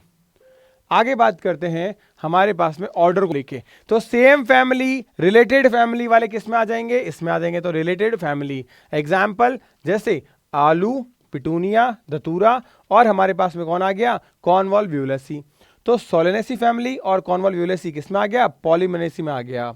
वहीं हमारे पास में फैलिडी और कैनेडी, मतलब अब कुत्ता और बिल्ली, ये सारे तो बिग कैट और कैट में आ गए। कुत्ता अलग हो गया, ये अलग फैमिली का हो गया। ये फैमिली नंबर 1, ये फैमिली नंबर 2, लेकिन ये एक ही ऑर्डर में आ रही है, इसलिए ये कौन से ऑर्डर, कार्निवोरा ऑर्डर में आ गई। तो इनका ऑर्डर क्या है, सेम है। उसके बाद में क्लास पे बात करें तो यहां देखो ये सारी चीजें किस में आ रही है, पॉलीमोनेलिस और स्पेंडल्स, ये डाइकॉट है। जबकि यहां पे ये सारे बंदर, शेर, कुत्ता, बिल्ली और ह्यूमंस किस में आते हैं, प्राइमेटा और कार्निवोरा, ये सब एक ही ऑर्डर में आ रहे हैं, मेमेलिया के अंतर्गत। यानी आपस में जुड़े हुए हैं। धीरे धीरे ब्रांचिंग देखो ऊपर से कैसे होती जा रही है, छोटी होती जा रही है, क्योंकि अब बहुत सारे ग्रुप्स एक साथ आने लग गए हैं। सिमिलरली बेटा हम बात करें फाइलम के अंदर, तो फाइलम किसके लिए यूज करते हैं बेटा, एनिमल्स के लिए। ये बार बार इसलिए लिख रहा हूं क्योंकि एग्जाम में आते हैं। डिवीजन किसके लिए यूज करते हैं बेटा, प्लांट्स के लिए। तो अब देखो यहां पे the class amphibia, reptilia, aves, mammals, ये सब किस में आ रहे हैं बेटा, आपके इस फाइलम और डिवीजन में। अब जैसे देखो यहाँ एंजियोस्पर्म में डाइकॉट भी आएगा, मोनोकॉट भी आएगा। वहीं कॉर्डेटा के अंदर amphibia, reptiles, aves and mammals, ये सारे आ गए कॉर्डेटा के अंदर। तो ये सब क्या है, ये डिवीजन, ये phylum. Phylum for animal, division for plant, ये क्लासिफाई हो गया यहाँ पे। आगे देखो किंगडम के अंदर, किंगडम सबसे बड़ा हो गया, किंगडम सबसे बड़ा हो गया। तो the assemble of related phyla, phyla किसके लिए, एनिमल के लिए, और हमारे पास जो डिवीजन है वो हमारे प्लांट के लिए हो गया। द हाईएस्ट कैटेगरी, ये क्या है, हाईएस्ट कैटेगरी है, सबसे बड़ी कैटेगरी है, जिसमें हमने प्लांटी और एनिमेलिया के तौर पे बांट दिया। मतलब ये सारे आ जाएंगे किसके अंदर, प्लांट के अंदर, और ये सारे आ जाएंगे एनिमेलिया के अंतर्गत। ओके, अब कुछ एग्जाम्पल्स आपको ध्यान रखने जो आपकी बुक में है, जैसे कि मैन का, हाउस फ्लाई का, मैंगो का और वीट का। क्या ध्यान रखना है इनके अंदर कि देखो बायोलॉजिकल नेम होमोशेपियन, हाउस फ्लाई का मस्का, मैंगो का मैंजिफेरा, वीट का ट्रिट्रिकम एस्टिवम। ओके, ये दोनों नाम तो आप आसानी से कर लोगे, नंबर 1 और नंबर 2, इनमें कोई दिक्कत आपको आएगी नहीं। क्यों, क्योंकि भाई साहब नंबर 1 और नंबर 2 तो क्या है, इनका नाम ही है। Homo sapien, Musca domestica, Mangifera indica, Triticum aestivum. 2 list तो खत्म हो गई, 7 ही तो लिस्ट है टोटल। अब सबसे लास्ट वाली पे आते हैं भाई। होमोशेपियन हम क्या है, मैमल्स, तो हम एनिमेलिया में आ रहे हैं, हम एनिमेलिया में आ रहे हैं। मैं थोड़ा रेड कलर से मार्क कर देता हूं। तो हम एनिमल है तो किंगडम हमारा एनिमेलिया हो गया, हाउस फ्लाई एनिमल है तो किंगडम एनिमेलिया हो गया, ये दोनों प्लांट है तो किंगडम प्लांटी में आ गया। कितनी क्लियर हो गई, 3 क्लियर हो गई, कितनी बची, 4 बची। अच्छा, अब फाइलम और डिवीजन में, तो ये तो क्या है एनिमल, तो इसमें क्या आएगा, फाइलम आएगा। तो फाइलम कौन सा, ये क्या है बेटा, कॉर्डेटा में आता है, क्योंकि इसमें रीढ़ की हड्डी होती है, तो कॉर्डेटा। हाउस फ्लाई ऑर्थोपोडा में आती है, तो ये ऑर्थोपोडा में आ गया। अच्छा, मैंगो, मैंगो के बारे में बेटा, मैंगो में क्या होती है हमारे पास में, फूल वूल उगते हैं ना, तभी तो मैंगो आता है, तो एंजियोस्पर्मिक प्लांट हो गया हमारे पास में। और वीट, इसमें भी फूल उगते हैं, तो ये भी एंजियोस्पर्मिक हो गया हमारे पास में। ओके, अब देखो बेटा, ये मैमल, मैन क्या है, मैमल्स, इसमें मेमोरी ग्लैंड होती है, तो यानी क्लास क्या हो जाएगा इसमें, मेमेलिया। हाउस फ्लाई में होता है क्या, नहीं, तो ये किसमें आएगा, इंसेक्टा में, क्योंकि ये ऑर्थोपोडा में इंसेक्टा है। मैंगो, मैंगो में बेटा हम बात करें तो ये किसमें आएगा, डाइकोटिलेडॉन्स में आएगा, कि मतलब इसमें डाइकॉट होते हैं। आप जब आम की गुठली देखते हो, वो गुठली नहीं बेटा जो आपको बाहर से देखने को मिलती है, उस गुठली का वो खोल होता है जो आपको दिखता है। जब उसको सुखा के उसको तोड़ोगे तो उसके अंदर गुठली मिलती है, वो 2 हिस्सों में टूट जाती है। तो यानी वो क्या है, डाइकॉट। और गेहूं में गेहूं का दाना होता है, तो वो क्या है, मोनोकॉट। तो कितने क्लियर हो गए बेटा, ऊपर से 2, नीचे से 3, 5 हो गए, 5 हो गए ना। अब बचे पीछे के बीच के 2, फैमिली और ऑर्डर। बस ये नंबर 3 और नंबर 4 यही एग्जाम में पूछा जाता है आपसे। नंबर 3 और नंबर 4 यही एग्जाम में पूछा जाता है, फैमिली और ऑर्डर। इसी में बच्चे एग्जाम में सवाल गलत करते हैं, क्या करते हैं, सवाल गलत करते हैं। तो यहां ध्यान रखना बेटा, मैन के अंदर होमोनिडी और प्राइमेटा। हमेशा ध्यान रखना बेटा कि जो फैमिली होती है और ऑर्डर, फैमिली में बेटा ए ई और ओ एल ई एस ये सफिक्स लगते हैं, क्या लगते हैं, सफिक्स लगते हैं। तो होमोनिडी में ए ई आ गया, देखो। फिर यहां देखो, म्यूसिडी में ए ई आ गया बेटा, और एनाकार्डियेसी में ए ई आ गया। ये सफिक्स, ये रूल होते हैं बेटा, यही गलती करोगे इसलिए मैं यही बता रहा हूं बेटा। उसके बाद में ऑर्डर में ओ एल एस आएगा, ए एल एस आएगा। तो प्राइमेटा में देखो, यहां ऑर्डर आ गया, ऑर्डर में देखो डिप्थेरा आ गया, स्पैंडियल्स क्या आ गया, ए आ गया, या ए एल एस आ गया, ए एल ई एस आ गया। तो ये किस में आते हैं, ऑर्डर में आते हैं। तो इससे आपका डाउट क्लियर हो जाएगा। इससे आप सवाल बिना याद रखे भी सही कर सकते हो। देखो मुझे भी याद नहीं है, बट मैं एग्जाम में सवाल सही कर दूंगा। क्यों, क्योंकि मैंने आपको बताया ऊपर 2 ऐसे क्लियर, नीचे 3 ऐसे क्लियर, बीच के बचे 2, इन 2 से क्लियर। तो हम इसमें क्वेश्चन जो अच्छा टफ पूछेगा वो कैसे पूछेगा, मैच द फॉलोइंग का क्वेश्चन पूछेगा। कैसा पूछेगा, मैच द फॉलोइंग का क्वेश्चन पूछेगा। इसके बाद अगर हम देखें तो हमारे पास में टैक्सोनॉमिकल ऐड आ जाता है। मतलब हमने नोमेनक्लेचर देखा, क्लासिफिकेशन देखा, आइडेंटिफिकेशन देखा, लेकिन ये सब हम करेंगे कहाँ, आइडेंटिफाई कहाँ करेंगे, नोमेनक्लेचर कहाँ करेंगे, पहचानेंगे कैसे उसको। उसके लिए हमें एक एरिया चाहिए जहाँ पे लोग रहते हों, या हमें अगर मान लो प्रिमिटिव हैं, ज़्यादा एरिया नहीं कर सकते, तो कुछ ऐसी चीज़ें होनी चाहिए, कुछ ऐसे रिसोर्सेज होने चाहिए जिससे हमें इनकी इंफॉर्मेशन मिले। तो उसके लिए हमारे पास में नंबर 1 हर्बेरियम। इन सबको हम क्या कहते हैं, टैक्सोनॉमिकल ऐड कहते हैं। जैसे नंबर 1 पे हमारे पास में आ गया हर्बेरियम, नंबर 2 हमारे पास है मोनोग्राफ, फिर museum, zoological park, keys, flora and manual. इनके बारे में डिटेल से देखते हैं। देखो सबसे पहली बात, हर्बेरियम क्या है। हर्बेरियम एक स्टोर हाउस है। हर्बेरियम को क्या बोलते हैं, स्टोर हाउस, जहाँ क्या होती है, चीज़ें रखी जाती है। कैसे रखी जाती है बेटा, जो भी प्लांट है उसका स्पेसिमेन, उसका एक टुकड़ा या एक एग्जाम्पल रखा जाता है, जिसको हम सुखाते हैं, उसको दबाते हैं और उसको संरक्षित यानी बचा के एक शीट पर उतार देते हैं और अरेंज करते हैं according to universally accepted law के हिसाब से। यानी कि वहाँ पे कुछ चीज़ें लिखी जाती है। ये जो शीट है उस पर एक लेबल लगा रहता है, उस लेबल पे इंफॉर्मेशन होती है। क्या होती है, ये एग्जाम में कई बार आई गई है। ये इंफॉर्मेशन क्या होती है, एक तो डेट होती है, ध्यान रखना, एक प्लेस होता है कि कहाँ से उसको इकट्ठा किया गया है, दूसरा उसका इंग्लिश नाम होता है, चौथा उसका लोकल नेम होता है, एंड उसका साइंटिफिक नेम होता है। लोकल नेम एंड उसका बॉटनिकल या साइंटिफिक नेम होता है। उसकी फैमिली होती है कि वो कौन सी फैमिली मेंबर है, और उसको किसने इकट्ठा किया है, ये चीज़ जानकारी होती है। अब अगर मैं इसकी नंबरिंग करूं तो आपको पता चलेगी और मोर क्लैरिटी आ जाएगी। एक सबसे पहले उसको डेट, दूसरा उसका प्लेस, तीसरा उसका इंग्लिश नाम, चौथा उसका लोकल एंड साइंटिफिक नेम, पांचवा उसको कलेक्ट करने का प्लेस, छठा हो गया हमारे पास में कहाँ गया नहीं, रुको रुको रुको यहाँ, हाँ छठा उसका हो गया फैमिली, एंड सातवां हो गया हमारे पास में कलेक्टर का नेम। ये 7 चीज़ें होती है कहाँ पे, यहाँ ये दिख रहा है, ये प्लांट का स्पेसिमेन ऐसे एडजस्ट किया और यहाँ पे ये 7 चीज़ें लिखी हुई है। तो ये सातों चीज़ें यहाँ पे लिखी होती है बेटा। तो ये क्या है, ये हर्बेरियम है, और ऐसे इसको ड्राई प्रिजर्व करके एकदम शीट बना देते हैं, फाइल बनाते हैं, और इन फाइल को रखा जाता है ऐसे अलमारियों के अंदर। तो ये क्या है, ये हमारे पास में हर्बेरियम है। क्या है ये हमारे पास में हर्बेरियम है, यानी ये स्टोर हाउस है किसका, dry preserve pressed plant specimen का। यहां एक इंपॉर्टेंट नोटिस करने वाली जो चीज है वो ये है, हर्बेरियम ओनली फॉर प्लांट का होता है। ये छुपी छुपी बातें हैं जो मैं आपको दिखाने की कोशिश कर रहा हूं। नेक्स्ट हमारे पास में आता है बॉटनिकल गार्डन।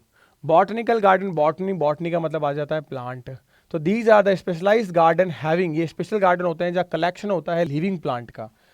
भाई हर्बेरियम में क्या था, डेड था, यहां क्या है, जिंदा। फिर छुपी हुई बात, फिर से छुपी हुई बात, जो रेफरेंस के तौर पे काम में लेते हैं उनको पहचानने के लिए कि कौन सा प्लांट है। मान लो कोई नया आदमी आया, उसको समझाना है कि देखो अच्छा ये ऐसा होता है, बोला मुझे कैसे पता चलेगा, बोलो चलो तुम्हें गार्डन घुमा के लाता हूँ। आगे देखा इसकी पत्ती, अच्छा उसने रियल देखा, तब उसे समझ में आया, अच्छा वो पहचान पाएगा वो, ठीक है। Each plant have a labelled with is botanical name and in the family. तो यहाँ इस गार्डन में क्या होता है कि ये अलग अलग सेगमेंट बने रहते हैं। जैसे ये दिख रहा है, ये जैसे आप में से बहुत सारे बच्चे जो हैं वो कोटा रहे होंगे, नेट की तैयारी कर रहे होंगे। तो कोटा में एक जगह है बेटा, ठीक है, उस गार्डन का नाम मैं भूल रहा हूँ। कोटा में एक गार्डन नया बना था 2016 के आसपास, उस वक्त मैं वहीं था, मुझे याद नहीं आ रहा है। टेक्निकल टीम एक बार देखिएगा, सर्च करिएगा, कोटा में एक बॉटनिकल गार्डन है। तो वहाँ पे वो जो गार्डन था, वो गार्डन के अंदर अलग अलग एरियाज बने थे, छोटे छोटे गार्डन थे, गार्डन के अंदर छोटे छोटे गार्डन थे, ठीक है। और उस छोटे छोटे गार्डन पार्क के अंदर क्या था कि वहाँ पे चंबल गार्डन, उसका नाम है चंबल गार्डन, ठीक है। तो वो जो चंबल गार्डन था बेटा, उस चंबल गार्डन के आसपास का एरियाज में क्या थे, छोटी छोटी चीज़ें बांट रखी थी, और वहाँ पे जो भी नए प्लांट थे उनके आगे उनका नाम लिखा था, बॉटनिकल नेम लिखा था, और उनकी फैमिली लिखी थी। तो ये चीज़ें क्या, जो नया आदमी आता है उसको समझाने में हेल्प मिलती है। ये जो डायग्राम आपको दिख रहा है, ये लखनऊ का गार्डन है, नेशनल बॉटनिकल रिसर्च इंस्टीट्यूट है बेटा ये आपका। अब कुछ फेमस बॉटनिकल गार्डन कौन से हैं, एक है रॉयल बॉटनिकल गार्डन। जब भी जिंदगी में रॉयल आ जाए समझ जाना वो हमारे पास इंग्लैंड से आया है। कहाँ पर है, क्यू के अंदर है, कई बार क्वेश्चन आ रखा है। फिर इंडियन बॉटनिकल गार्डन हावड़ा के अंदर है एक, और at national botanical research institute जो है वो लखनऊ के अंदर है। कहाँ है, लखनऊ के अंदर। तो रिसर्च इंस्टीट्यूट तो है लखनऊ में, और बॉटनिकल गार्डन है हावड़ा, इंडिया, ठीक है। आगे देखते हैं बायोलॉजिकल म्यूजियम। बायोलॉजिकल म्यूजियम के बारे में बात की गई है यहाँ। तो देखो ये कलेक्शन करता है, प्रिजर्व करता है म्यूजियम में। अच्छा बायोलॉजी में बेटा बात करें तो बायोलॉजी में क्या प्लांट नहीं आते, हम पढ़ते हैं ना बायोलॉजी में, बॉटनी और जूलॉजी, क्या यहाँ एनिमल नहीं आते, एनिमल आते हैं। मतलब ऐसा म्यूजियम जहाँ प्लांट भी है एनिमल भी है। प्लांट तो डेफिनेटली जिंदा तो होंगे नहीं, क्योंकि म्यूजियम में चीजें जिंदा नहीं होती। तो it is a collection of preserve plant and animals for the study and reference के तौर पे। इस म्यूजियम में क्या होता है, स्पेसिमेन होते हैं डेड जो प्रिजर्व किए जाते हैं। ये प्रिजर्वेटिव जैसे फॉर्मेलिन वगैरह में होते हैं बेटा। आपकी स्कूल्स वगैरह में भी आप देखते हो कि एक जार के अंदर फॉर्मेलिन के अंदर कुछ ऑक्टोपस, मेंढक, ये सब चीज़ें, आपका जो हिपोकैम्पस वगैरह है वो पड़े रहते हैं। तो यहाँ स्टडी करने में हेल्प मिलती है। Preserve dry specimen of plant, plant के स्पेसिमेन को ड्राई करके प्रिजर्व करते हैं, और एनिमल के जो स्पेसिमेन हैं, ठीक है, उनको भी ड्राई करके उनमें भूसा भरा जाता है अगर वो एनिमल बहुत ज़्यादा बड़े हैं तो, और छोटे हैं तो उनको फॉर्मेलिन में डाल दिया जाता है। जैसे इंसेक्ट वगैरह छोटे होते हैं तो इनको इंसेक्ट बॉक्स के अंदर after the collecting killed and pin को स्टफ किया जाता है लार्ज एनिमल्स को, और जैसे बर्ड्स हो गया, मैमल्स हो गया, and collection of the animals skeleton. और जो पुराने एनिमल्स है जिनकी स्किन जो है वो डेड हो चुकी है या गायब हो चुकी है और माइक्रो ऑर्गेनिजम्स खा चुके हैं, तो उनके स्केलेटन्स को जो है वो प्रिजर्व किया जाता है। तो इस तरीके से आपने अपने जो शहर है उसके आसपास देखा होगा म्यूजियम्स वगैरह को। फिर है जूलॉजी। जैसे ही जूलॉजी शब्द आया तो अब बेटा ये ओनली फॉर एनिमल्स के लिए आ गया। किसके लिए आ गया? एनिमल्स के लिए आ गया। तो these are the place where live wild animal, यहां इनको क्यों जिंदा रखा जाता है? इनके हैबिटेट को और इनकी आदत, इनकी हैबिट्स को समझने के लिए।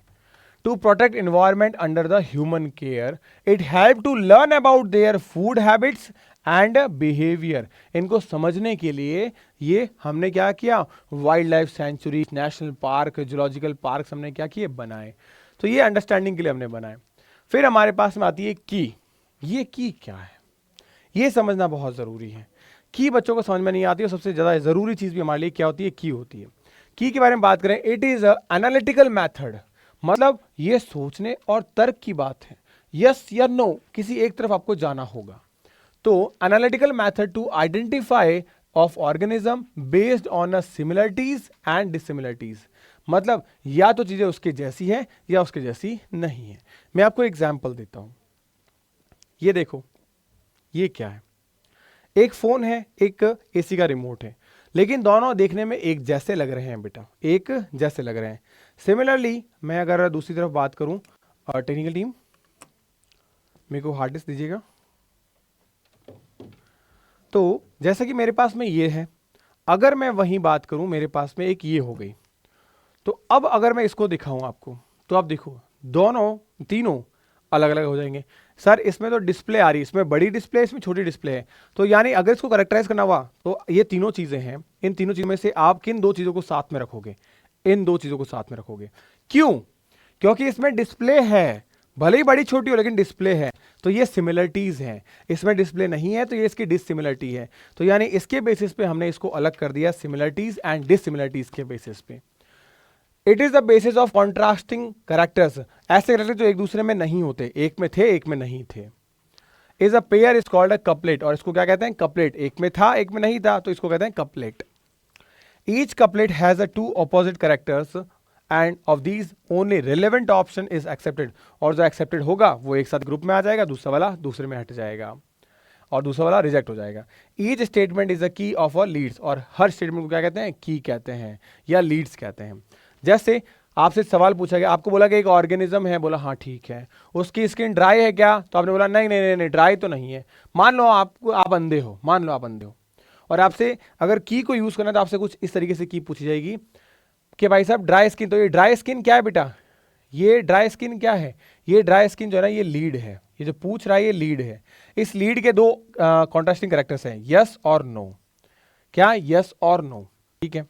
तो अब देखो ये नो, तो ये स्किन ड्राई नहीं है तो वो क्या होगा? सिलेमेंडर। और स्किन में ड्राई है, इसका वो यहाँ पे आ जाएगा कि अच्छा ड्राई है, बोला हाँ, तो ओके। तो अब बताओ हेयर है कि नहीं है? तो बोला हेयर नहीं है, तो वो लिजार्ड हो जाएगी। और हेयर है तो अच्छा, हेयर है होने के बाद फिर मेरे को बताओ कि उसमें जो थम्स है वो अपोजिट है क्या, मतलब ऐसे है क्या?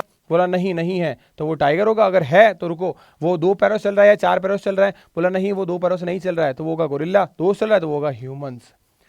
इस तरीके से यस और नो, यस और नो, यस और नो करते करते हम चीजों तक पहुंचते हैं। एक और एग्जांपल से मैं आपको समझाने की कोशिश करता हूं, जैसे ये है। अब एक ग्राम पॉजिटिव सेल है या नहीं, हमें सबसे पहले ये पता करना पड़ेगा। जैसे हमें सबसे पहले बैक्टीरिया पता करना, कौन सा बैक्टीरिया है, तो पहले हमने ये पूछा कि वो बैक्टीरिया क्या ग्राम पॉजिटिव है या नहीं है। तो अगर वो बोला नो, तो हम फिर उससे शेप पूछेंगे। अगर उसने बोला यस, तो ओके ग्राम पॉजिटिव बैक्टीरिया है। अगर उसने बोला नो, मतलब हमें एंड तक जाना है ना, तो उसने बोला नो, बोला ओके, तो उसका शेप क्या? रॉड शेप का है क्या? बोला नो। तो अगर नो, तो इसका मतलब वो कोकाई या फिर न्यूमोनिक बैक्टीरिया होगा। अगर उसने बोला यस, तो अब उससे पूछेंगे क्या वो ऑक्सीजन ले सकता है क्या, ऑक्सीजन को टॉलरेट कर सकता है क्या? तो हमने बोला नो, तो मतलब वो ऑब्लिगेट इनएरोबिक है। बोला यस, तो वो फर्मेंटेड लैक्टोज लेगा। फर्मेंटेड लैक्टोज ले रहा है क्या? तो बोला नो, तो नो लैक्टोज हो गया। यस, तो मतलब वो क्या हो गया? सिट्रिक एसिड को चेंज करेगा कार्बन में। अगर यहाँ पे हम पूछेंगे कि उसके उसमें कार्बन का सोर्स क्या, वो ग्लूकोज प्रोड्यूस कर सकता है, तो बोला नो। अगर हाँ तो यस, तो यहाँ हाइड्रोजन गैस बनेगी। तो इस तरीके से यस और नो के जो क्वेश्चन है ये चलते रहेंगे, और फाइनली हमें पता चल जाएगा कि वो हमारे पास में एंटेरोबैक्टर नाम का बैक्टीरिया है। कौन है? एंटेरोबैक्टर नाम का बैक्टीरिया है। क्या ये बात समझ में आई? क्या ये बात समझ में आ गई? सिमिलरली सेम ऐसे ही हमारे पास में flora, manual, monograph and catalogue, ये रहता है लास्ट टॉपिक हमारा। फ्लोरा, फ्लोरा का मतलब होता है हमारे पास में प्लांट्स, छोटे माइक्रोब्स प्लांट जो होते हैं ना, उनको बोलते हैं फ्लोरा। आप कभी झील किनारे जाते हो, एक हरी सी चद्दर बिछी हुई रहती है, उनको हम क्या कहते हैं, जू प्लैंकटन कहते हैं या फाइटो प्लैंकटन कहते हैं। अगर वो उड़ते दिखाई देते हैं आपको तो वो जू प्लैंकटन हो गए, और वो हरी हरी चद्दर है वो है फाइटो प्लैंकटन, तो वो फ्लोरा में आते हैं। Actual account of habitat and distribution of a plant species in this area. यहाँ नोटिस करने वाली चीज़ ये है कि किसी एरिया के अंदर कितने प्लांट है, कौन से प्लांट हैं, ये सब जानकारी आपको इस किताब में मिलेगी। फ्लोरा ये प्लांट्स की बुक है। क्या है? ये प्लांट्स की बुक है बेटा।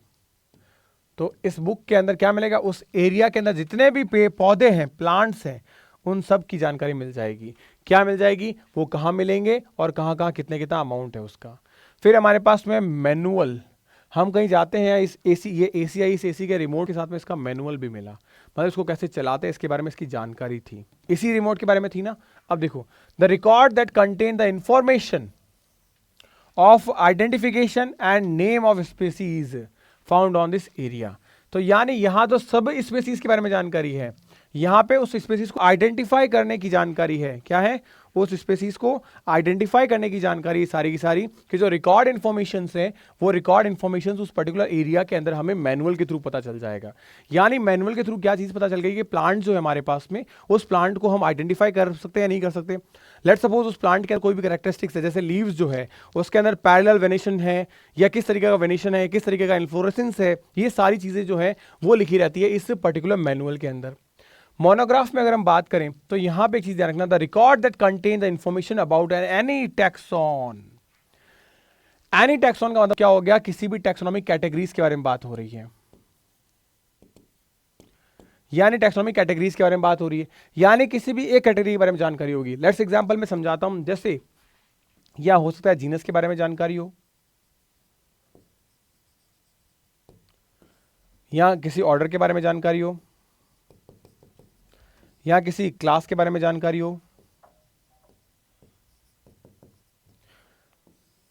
ऑर्डर के बारे में हो, क्लास के बारे में हो, तो इस तरीके से होमोनिडी, मैमेलिया, प्राइमेटा, होमोशेपियंस, सेपियंस, इनमें से किसी एक की जानकारी होगी, मतलब किसी एक का ही क्या होगा, मोनोग्राफ होगा। इसको एक टेक्निकल टीम से समझाता हूं क्योंकि बच्चे कंफ्यूज होते हैं मैनुअल एंड मोनोग्राफ के अंदर। एक लड़की थी जिसका नाम था मोना। क्या नाम था? मोना। एक लड़की थी जिसका नाम था मोना, और मोना हम अक्सर देखते हैं क्या, मोनोकॉट। मोनो मतलब एक होता है, हम बायोलॉजी की टर्म में मोनो को क्या करते हैं, साइंस की टर्म में एक को बोलते हैं।